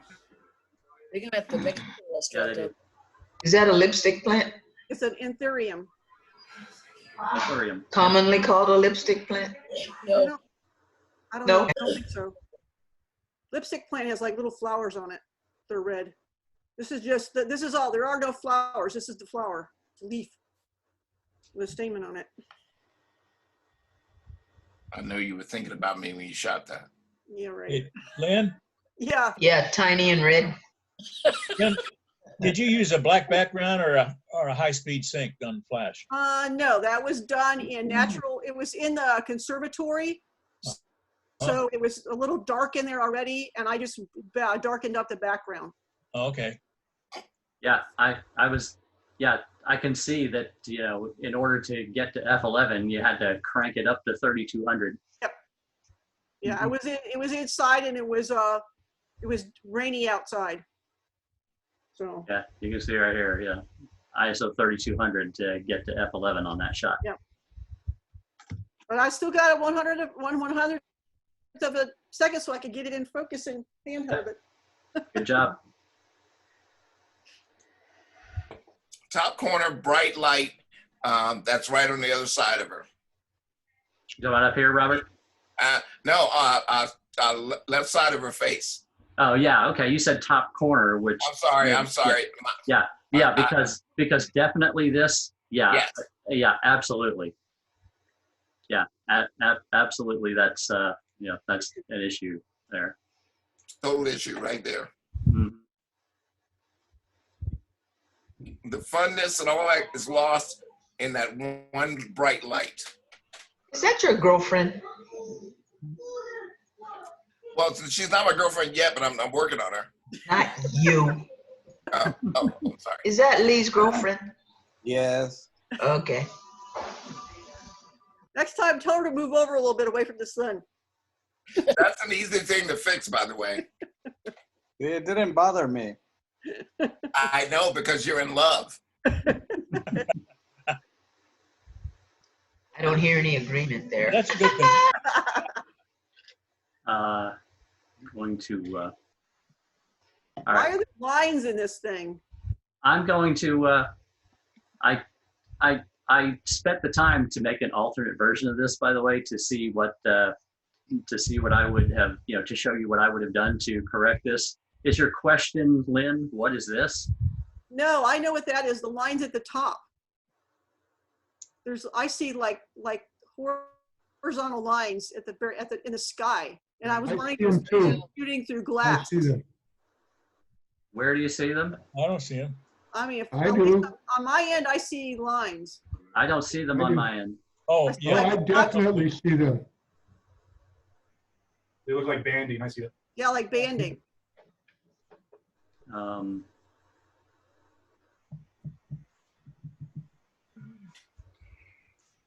Are you seeing them now? Aren't those just clouds? I think it's the transmission. Okay. Yeah, I don't see it on. I don't see that on my end. Robert might be right. That might be in the video compression. That's that Zoom is sending it. The video compression that they're doing. That could be causing what you're seeing. Okay. Because I will tell you this: it's not whatever these lines are you're talking about in the sky. They are not in the original. Okay. They're not there. Did you see those lines? What? Did Bill see those lines? I do. Not particularly, but then again, vaguely. He was away. Vaguely, okay. Yeah. Is it my eyes, or it seems to me the only thing that's in focus is that light on the right-hand side of this picture? That's what it looks like to me as well. This here? That light. That's the only thing that looks like it's in focus to me. Yeah. Well, there's two things going on. Okay. That's where it's in focus. And yes, the depth of field goes off, and there's mist and atmospheric haze, which is part of what the title says it's about, misty night monorail. So you've got some mist and haze and stuff defocusing the background. Okay. And then you've got the monorail tram going by, blurring down here, which of course We have a monorail? That's what that is in the front. This is the monorail speeding by and blurring in the exposure. So I didn't know we had a monorail. It's at the airport. yeah, well, it's the tram at the airport. Okay, gotcha. He's calling it a monorail. It's the tram at TIA that takes you out to the air side. Downtown somewhere. Yeah. Now, there were a couple issues that I had with this, and I'll show you the fix. This is kind of a great motion blur, that makes this kind of abstract, nice pattern in the bottom of this, which then kind of gives you a layer, and then you've got a layer here, and then you've got a layer here, but it's broken right here. There's this gap, and let me see if I can, go here and just bring everything up together so you can see kind of a side-by-side deal. Here's where I filled in the gap on it, so you can see the difference. And there's something else I did, which was, see this glaringly bright thing right here? Mm-hmm. I took that out, and then these pieces right here kind of make nice, almost framing elements, but they're lopsided. So I also fixed the composition here so that now these are kind of symmetrical framing elements, extended the monorail blur across the bottom, and took out that glaringly bright white piece right there. That's actually looks like it's a video security camera arrangement. Yeah, that's exactly what it is. Yep.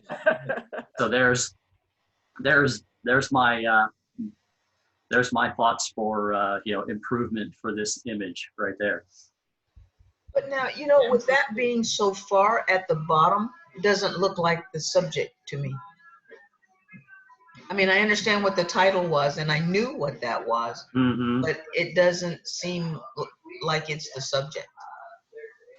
Yeah, I agree. This is more of a, I see this personally as more of a landscape with layers and layers and layers and layers that we see in the background, with this being, an abstract visual element, in the foreground of basically what is a landscape.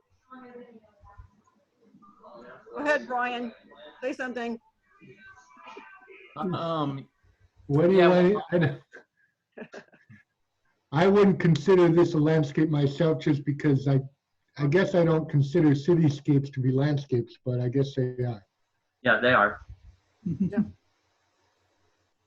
Yep. Yeah, cityscapes generally count as a landscape.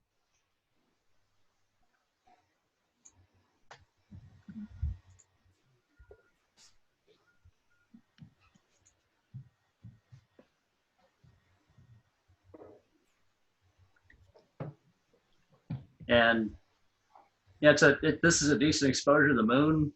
However, the rest of what's around it, especially this blurry palm tree branch, is really kind of a distracting element in the scene, I thought. Well, I thought that it gives the image depth. That's like a foreground element that's out of focus. So.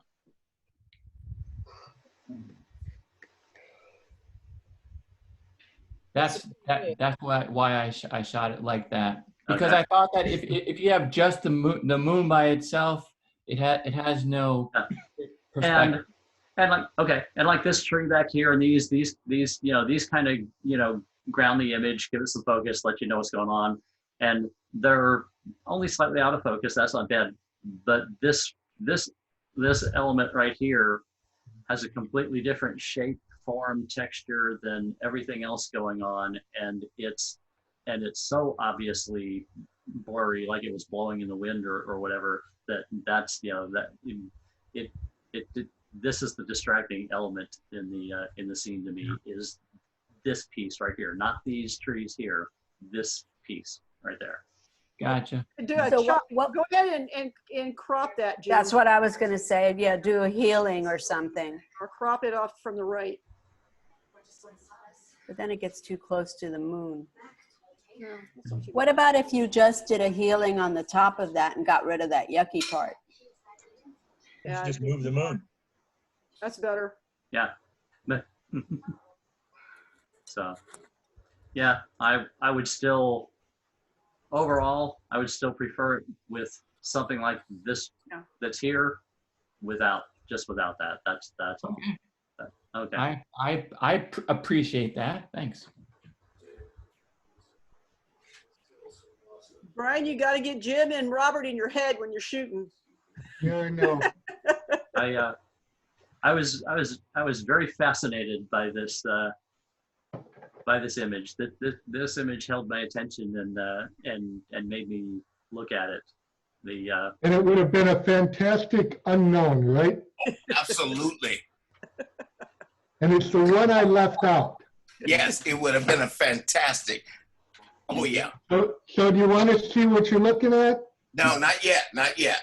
My suspicion is that it's a mirror with an uneven surface. Yeah. The thing that I wanted to point out to you, Brian, is for the last 2 weeks, 3 weeks, is that you've been photographing people and things other than landscapes and been scoring really high. Yeah. This is very out of the box for you, Brian, but I appreciate this image a lot, especially, like I say, coming from you. This is so out of the box for what you normally shoot, and I was really fascinated artistically with with the composition, what I was looking at in this image, and everything that was going on in it, and the let's say the visual impact, when this comes up and you look at it, and and then look into it to see what's going on. This is out of your realm, but very well done. I struggled with whether I should add the not altered reality to the title or not. I didn't know if that would distract it. No, Brian, I'll tell you what, I'm glad you did, because this is one that a lot of people would have questioned, when it came up, and probably just assumed that this was, back end manipulation or filters. So I'm actually glad you did put that there. Yeah, the title helped on that one. So you ready for me to share it and show you what I got? Sure. What it is? Oops, something's going on with my computer here. This one, well, that'll work. So you were right. It is a mirror that's at Strawberry Festival. It's an arcade, it's a ride. And above the ride, they have mirrors all the way around. And I saw that, and I shot at the mirror, and I cropped it out. Very good eye, good eye for catching that and seeing that, and seeing this scene with your eye and realizing that there is a very interesting visual story within this part of the scene, and then turning that into your composition. Yeah. That was actually what I shot at. When I saw that, that was the plan when I was shooting it, was to just mirror that. And I actually, these girls were on this ride alone, and they went around and around, and I shot probably 60, 70 shots as they were going around to find one that I liked. You did exactly what you're supposed to do. Then you pre-visualized. You saw something, it caught your attention. It gave you an artistic idea. You pre-visualized what you wanted your photograph to be, and you shot and you shot and you shot until you got what you wanted. So that you did everything right on that one. So put it in the category where I'd get an extra point. Yeah, well, you could have gotten 3 extra points.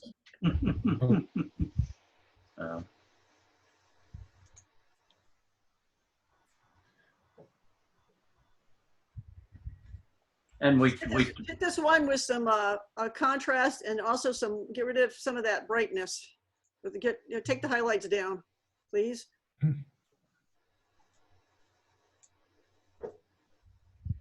The other thing that I wanted to point out with this one, Lee Wen's shot was a good example of why that works. This one really, I think, would have benefited from a low perspective, getting the camera down, much lower to the ground and pointing up at this, and really showing off, the grandeur and the magnificence of it, making that low perspective looking up at it. I think certainly would have helped that, and it also would have minimized some of having the pyramid jutting out from behind it as well, from going down to a lower camera angle pointing more up at the Sphinx. I agree. Yeah. And I would like to see the texture of the stone more. That would bring me to the environment. Not so being so far away, it feels like it's smooth, but I think if you got up close, it'd be really rough. And this image does have the resolution to get up close, and see that within the image. Brian. Yes. Now the other Brian. Yes. Oh, okay. Your description just now reminded me of some toilet paper I just bought. That's very shitty of you. Do you see what I just did to that, Brian? I kind of agree with you. You can see what that did, how much more that brought out in the stone with these adjustments. Oh yes. Right. Yeah. Look at go look at that from there to there. Yeah, it definitely needs. That's what Brian is talking about, and I agree with him. Going from there to there for that texture. No, you really can't go out there and shoot up on that because this is as close as you could get. When I was there, everybody had to stay on a walkway, and nobody was allowed to walk around that. Are you not allowed to lower your camera down close to the walkway? I guess you could, but That's what I'm talking about. is that low enough though for what you're talking Well, about? it's as low as you can get, and any lower than this would be an improvement. But yeah, if you It could, was elevated. I'm sure this was shot at eye level. If you drop it 4.5, 5 feet down to the ground, it's going to be a big change in perspective.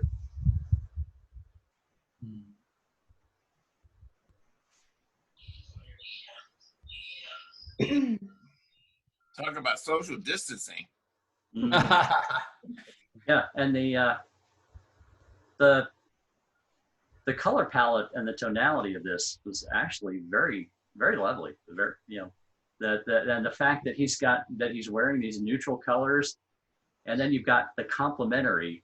These colors are, the pinks are complementary to the cyan aqua colors going on here, and then you got these neutral grays everywhere, and he's wearing that. Artistically, the color palette and everything going on here is actually beautiful.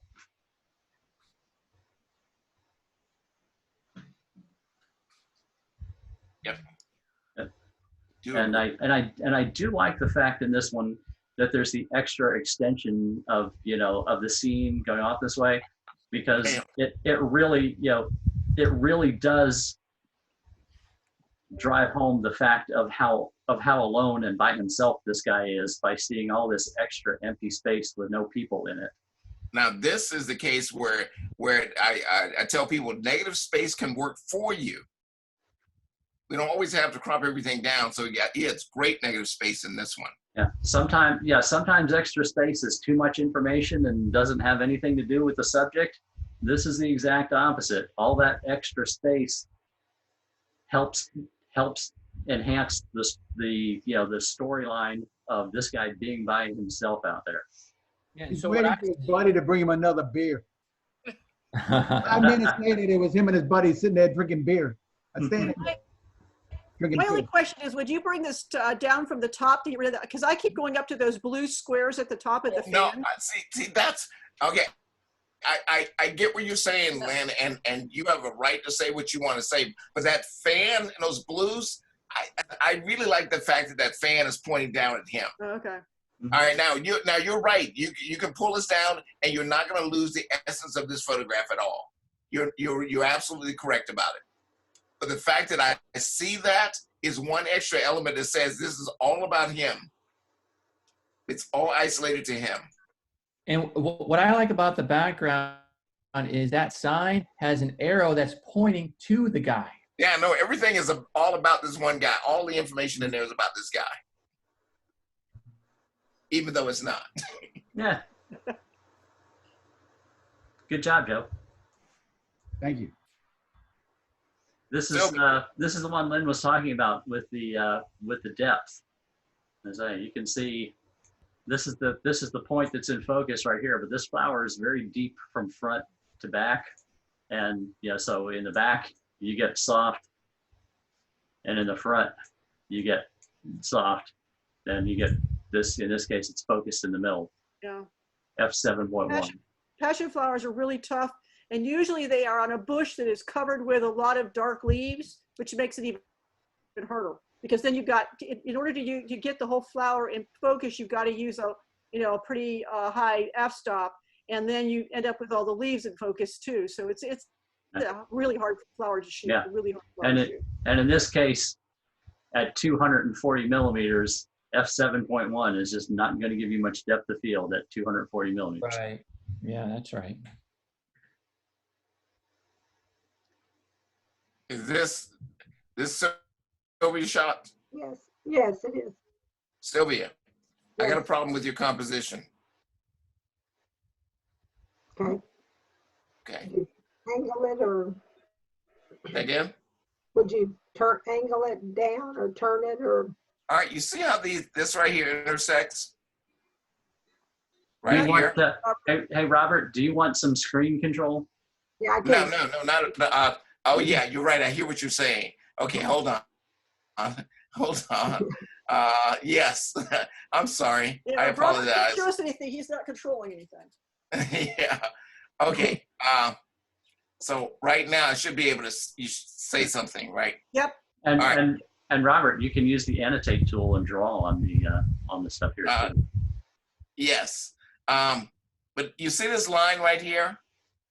Mm-hmm. Yes. All right. That line right there could have been completed had this whole section been up in this open space. Okay. Yeah. And That's this a very is good point, Robert. this is something you can control. How? The angle. Well, yeah, I was kind of crawling. Like Lynn says, they grow on these sort of like vines, and there's leaves everywhere, and I was sort of crawling back in the woods. So yeah, but I agree with you. If that the where the stamen and everything was more between those two petals, is what you're saying. And so when it's between the three petal, I mean, when it's between these, each one of them will have their hero light. The reds on the outside would become their own support. The white in the middle would then be the pushing everything toward this one little thing that's off balance, which would then set the tone for the entire stage of the photograph. Yeah, literally, if you had gone to the right by inches, you would have been in the right place. Yeah. Learning. Yep. You'll get there. You'll get there. Thank you. You were this close to a perfect picture. Well, now this one's great. Yeah, what a nice moment of action, and well focused there. Nicely composed. I say, I just look at this and you see, yeah, it comes right through to me how happy that dog is and how much fun he's having, and it's and it's well done at capturing that. That's not a real dog, Jim. Yes, I saw Nancy and Bill hanging out with her the other day. No, that's not from our inventory. Jim, can you bring up the, I wanted to see the metadata, please, on it. I'm just curious. ISO 12. You want to see that right there? Oh, it's right there already up there. Yeah, I know, but I couldn't see it. It was one, okay. Cool, thank you. And in fact, if you can see my cursor over here on the right below the I was trying to see it. I couldn't read it. My eyes are not that good. Okay, gotcha. I understand. Okay, yeah. So yeah, this gives it to you big enough to read. Uh-huh. Okay. Thank you.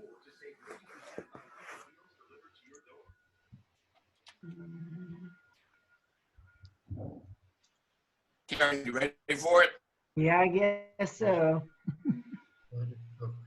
The shutter speed All right, is a here's little what- slow, I think.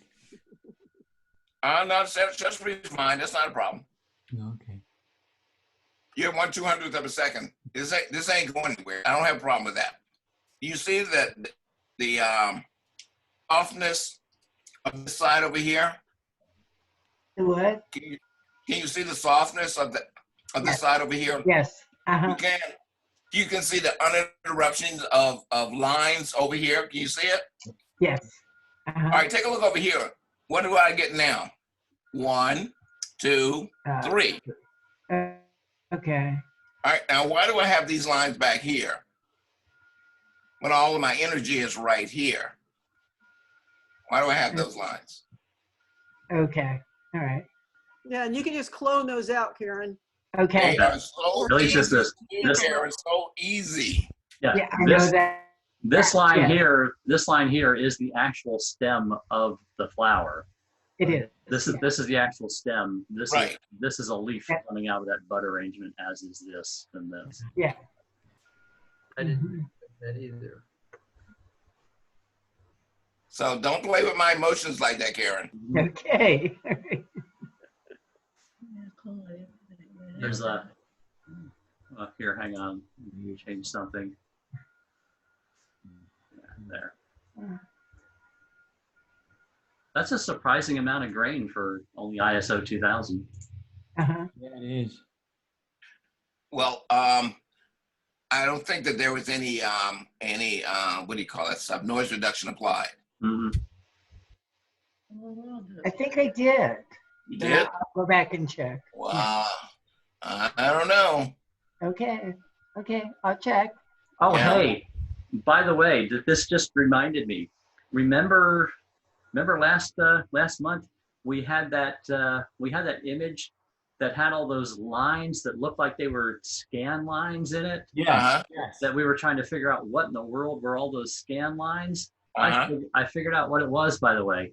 What was it? If you have an image that starts out with grain like this, Uh-huh.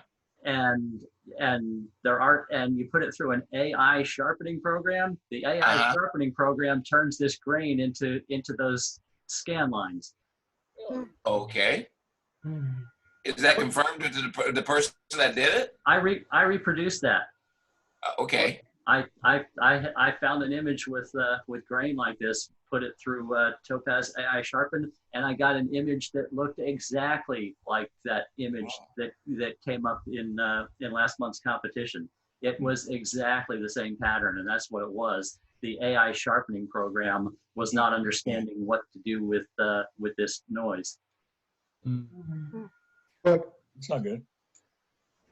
wouldn't you go to AI denoise instead of AI sharpening to take care of that? No, but he was trying to sharpen it, Brian. Oh.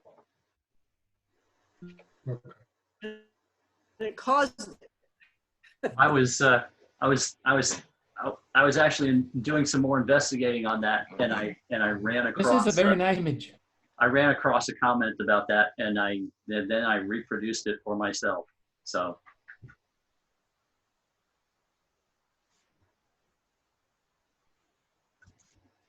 You're breaking up, Jim. Yeah, breaking up. Can you hear anything?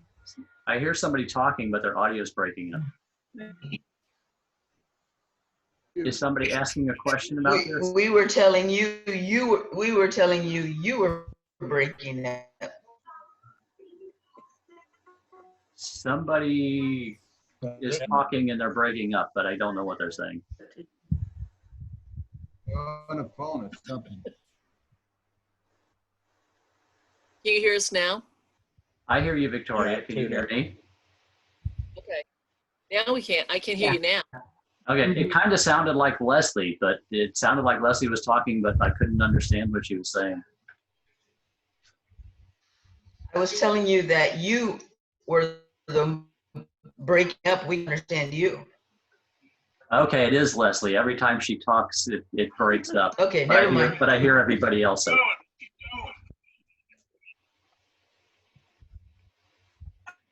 This is a lovely composition. Obviously, the artist that shot this had control over the scene and what's going on. Obviously, this was on a tripod for a 1 second exposure happening. So obviously a tripod. This was either window light or some other light source being used with the total control over the scene. I would expect the artist to not overexpose this area right here. Okay. Now, the fact that it's overexposed here still doesn't mean it's not fixable. Now, true, no matter any amount of this, is still gonna not get detail back in here. It's not gonna look right. However, I will show you just a quick example right here.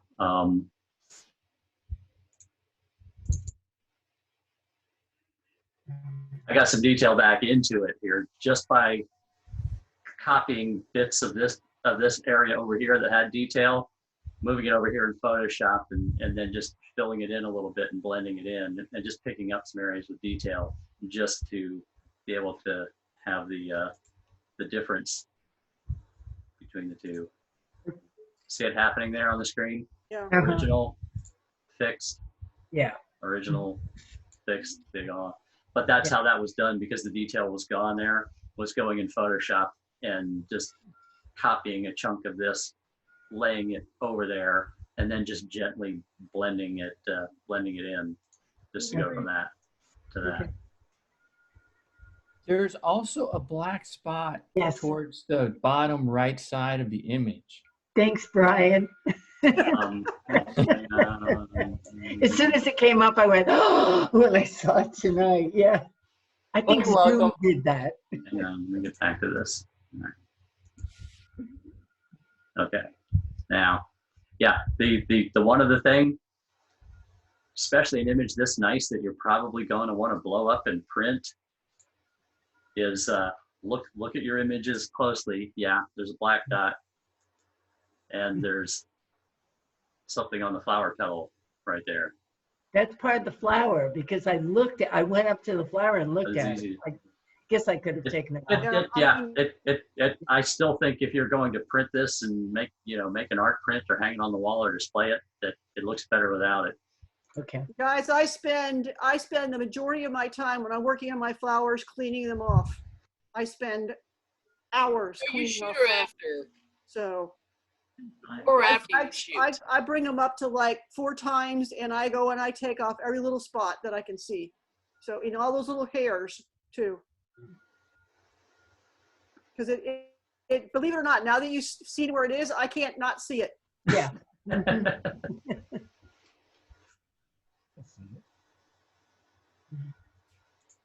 Thank you.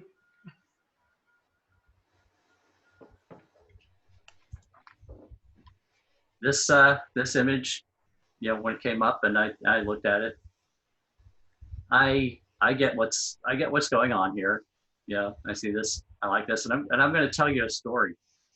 I looked at this image, and then this one came up, and at first glance, my first response was, oh, I find this image, more pleasing than this one. My thought was, oh, I like this one better. And initial first thoughts on this one, guys, your first thought when you look at this is it kind of like, eh? It's bookshelves, but I'll tell you what. This is one of those cases that this one deserved more than just a quick look. And I started looking at this, and the more I started looking at this, and the more I started actually, jumping into this and looking around, this one drew me in. And the more it drew me in, the more I looked at it, and the more I appreciated it. The analogy that I had in my mind looking at this image here, this one I kind of get it, and this one at first glance I didn't get it, but then the more I looked at it, the more I appreciated it. Anybody listen to music, to jazz? Anybody ever listen to John Coltrane? Oh, yeah. That was my analogy with this one. The first time I heard a lot of Coltrane's material, I was like, yeah, this is kind of, I don't get this. I don't like this. This But is noise. I gave myself time to listen to it. And eventually I was like, okay, I really appreciate this. It was an acquired taste. And once I acquired the taste, and that was kind of the same with here. At first glance, I didn't get it. But the more I looked at this, the more I really appreciated it. Are you listening, Susan? I am. I'm listening. This one tells multiple stories. There's just so Yes. much. The more I got into this, and this. Yes, thank you, Jim. This is I really got into this as very revealing of the artist. This is like Susan telling a lot of stories about herself in here. I got that out of this. Was that kind of your intent, Susan? Yeah, this is I love my photo books. I mean, I've spent a long time collecting photo books, and this is very important to me. And beyond that, I see there's a lot more to this than just photo books. There's some very carefully arranged and staged elements in here that say other things beyond I like photo books. Yeah, true. She has them alphabetized. Yes, that's the only way I can find them. Now, I have a question for you. The picture frames, the little pictures that I see in there, did you place them in there, or are they still the pictures from when you bought the frames? Are they still the pictures from when I bought the frames? Yeah, are these the pictures that come in the frames and you get them from the store, or do you actually No. place these pictures in them? No, I placed them. Okay, that's what I was just curious. I couldn't blow this up enough to kind of tell. I was just curious. That was just a question I had. Did you actually, place these images into these frames? Okay. Yeah, this is reality. This is what it looks like in the next room. There are a lot of cameras in here too. Oh, hey, Lauren Greenfield. I had a girl that worked for me once that was in not this book, but Lauren Greenfield's book. Are you familiar with Finn? Oh yeah. Yeah, I had a girl that worked for me that was a recovered anorexic that was in Lauren Greenfield's Finn book. Oh wow. Yeah. Yeah. Hey, Jim, on the previous picture, go back to that one. I kind of like this one too, but I think that it would have been better if the notebook wasn't there. You're not the first person to say that. and the light switch. And to me the light switch. Yeah. Yeah.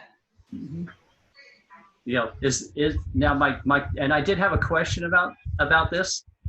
It's there, and it's an element that balances what's going on here, and it made me wonder: is this of significance? Home Chef Recipes. Is this definitely of significance? What's going on, or was it a random element that was there to support the composition? Yeah, it would have been cool if there'd been a mask laying there, I think, instead of the notebook. Like a surgical mask. Yeah.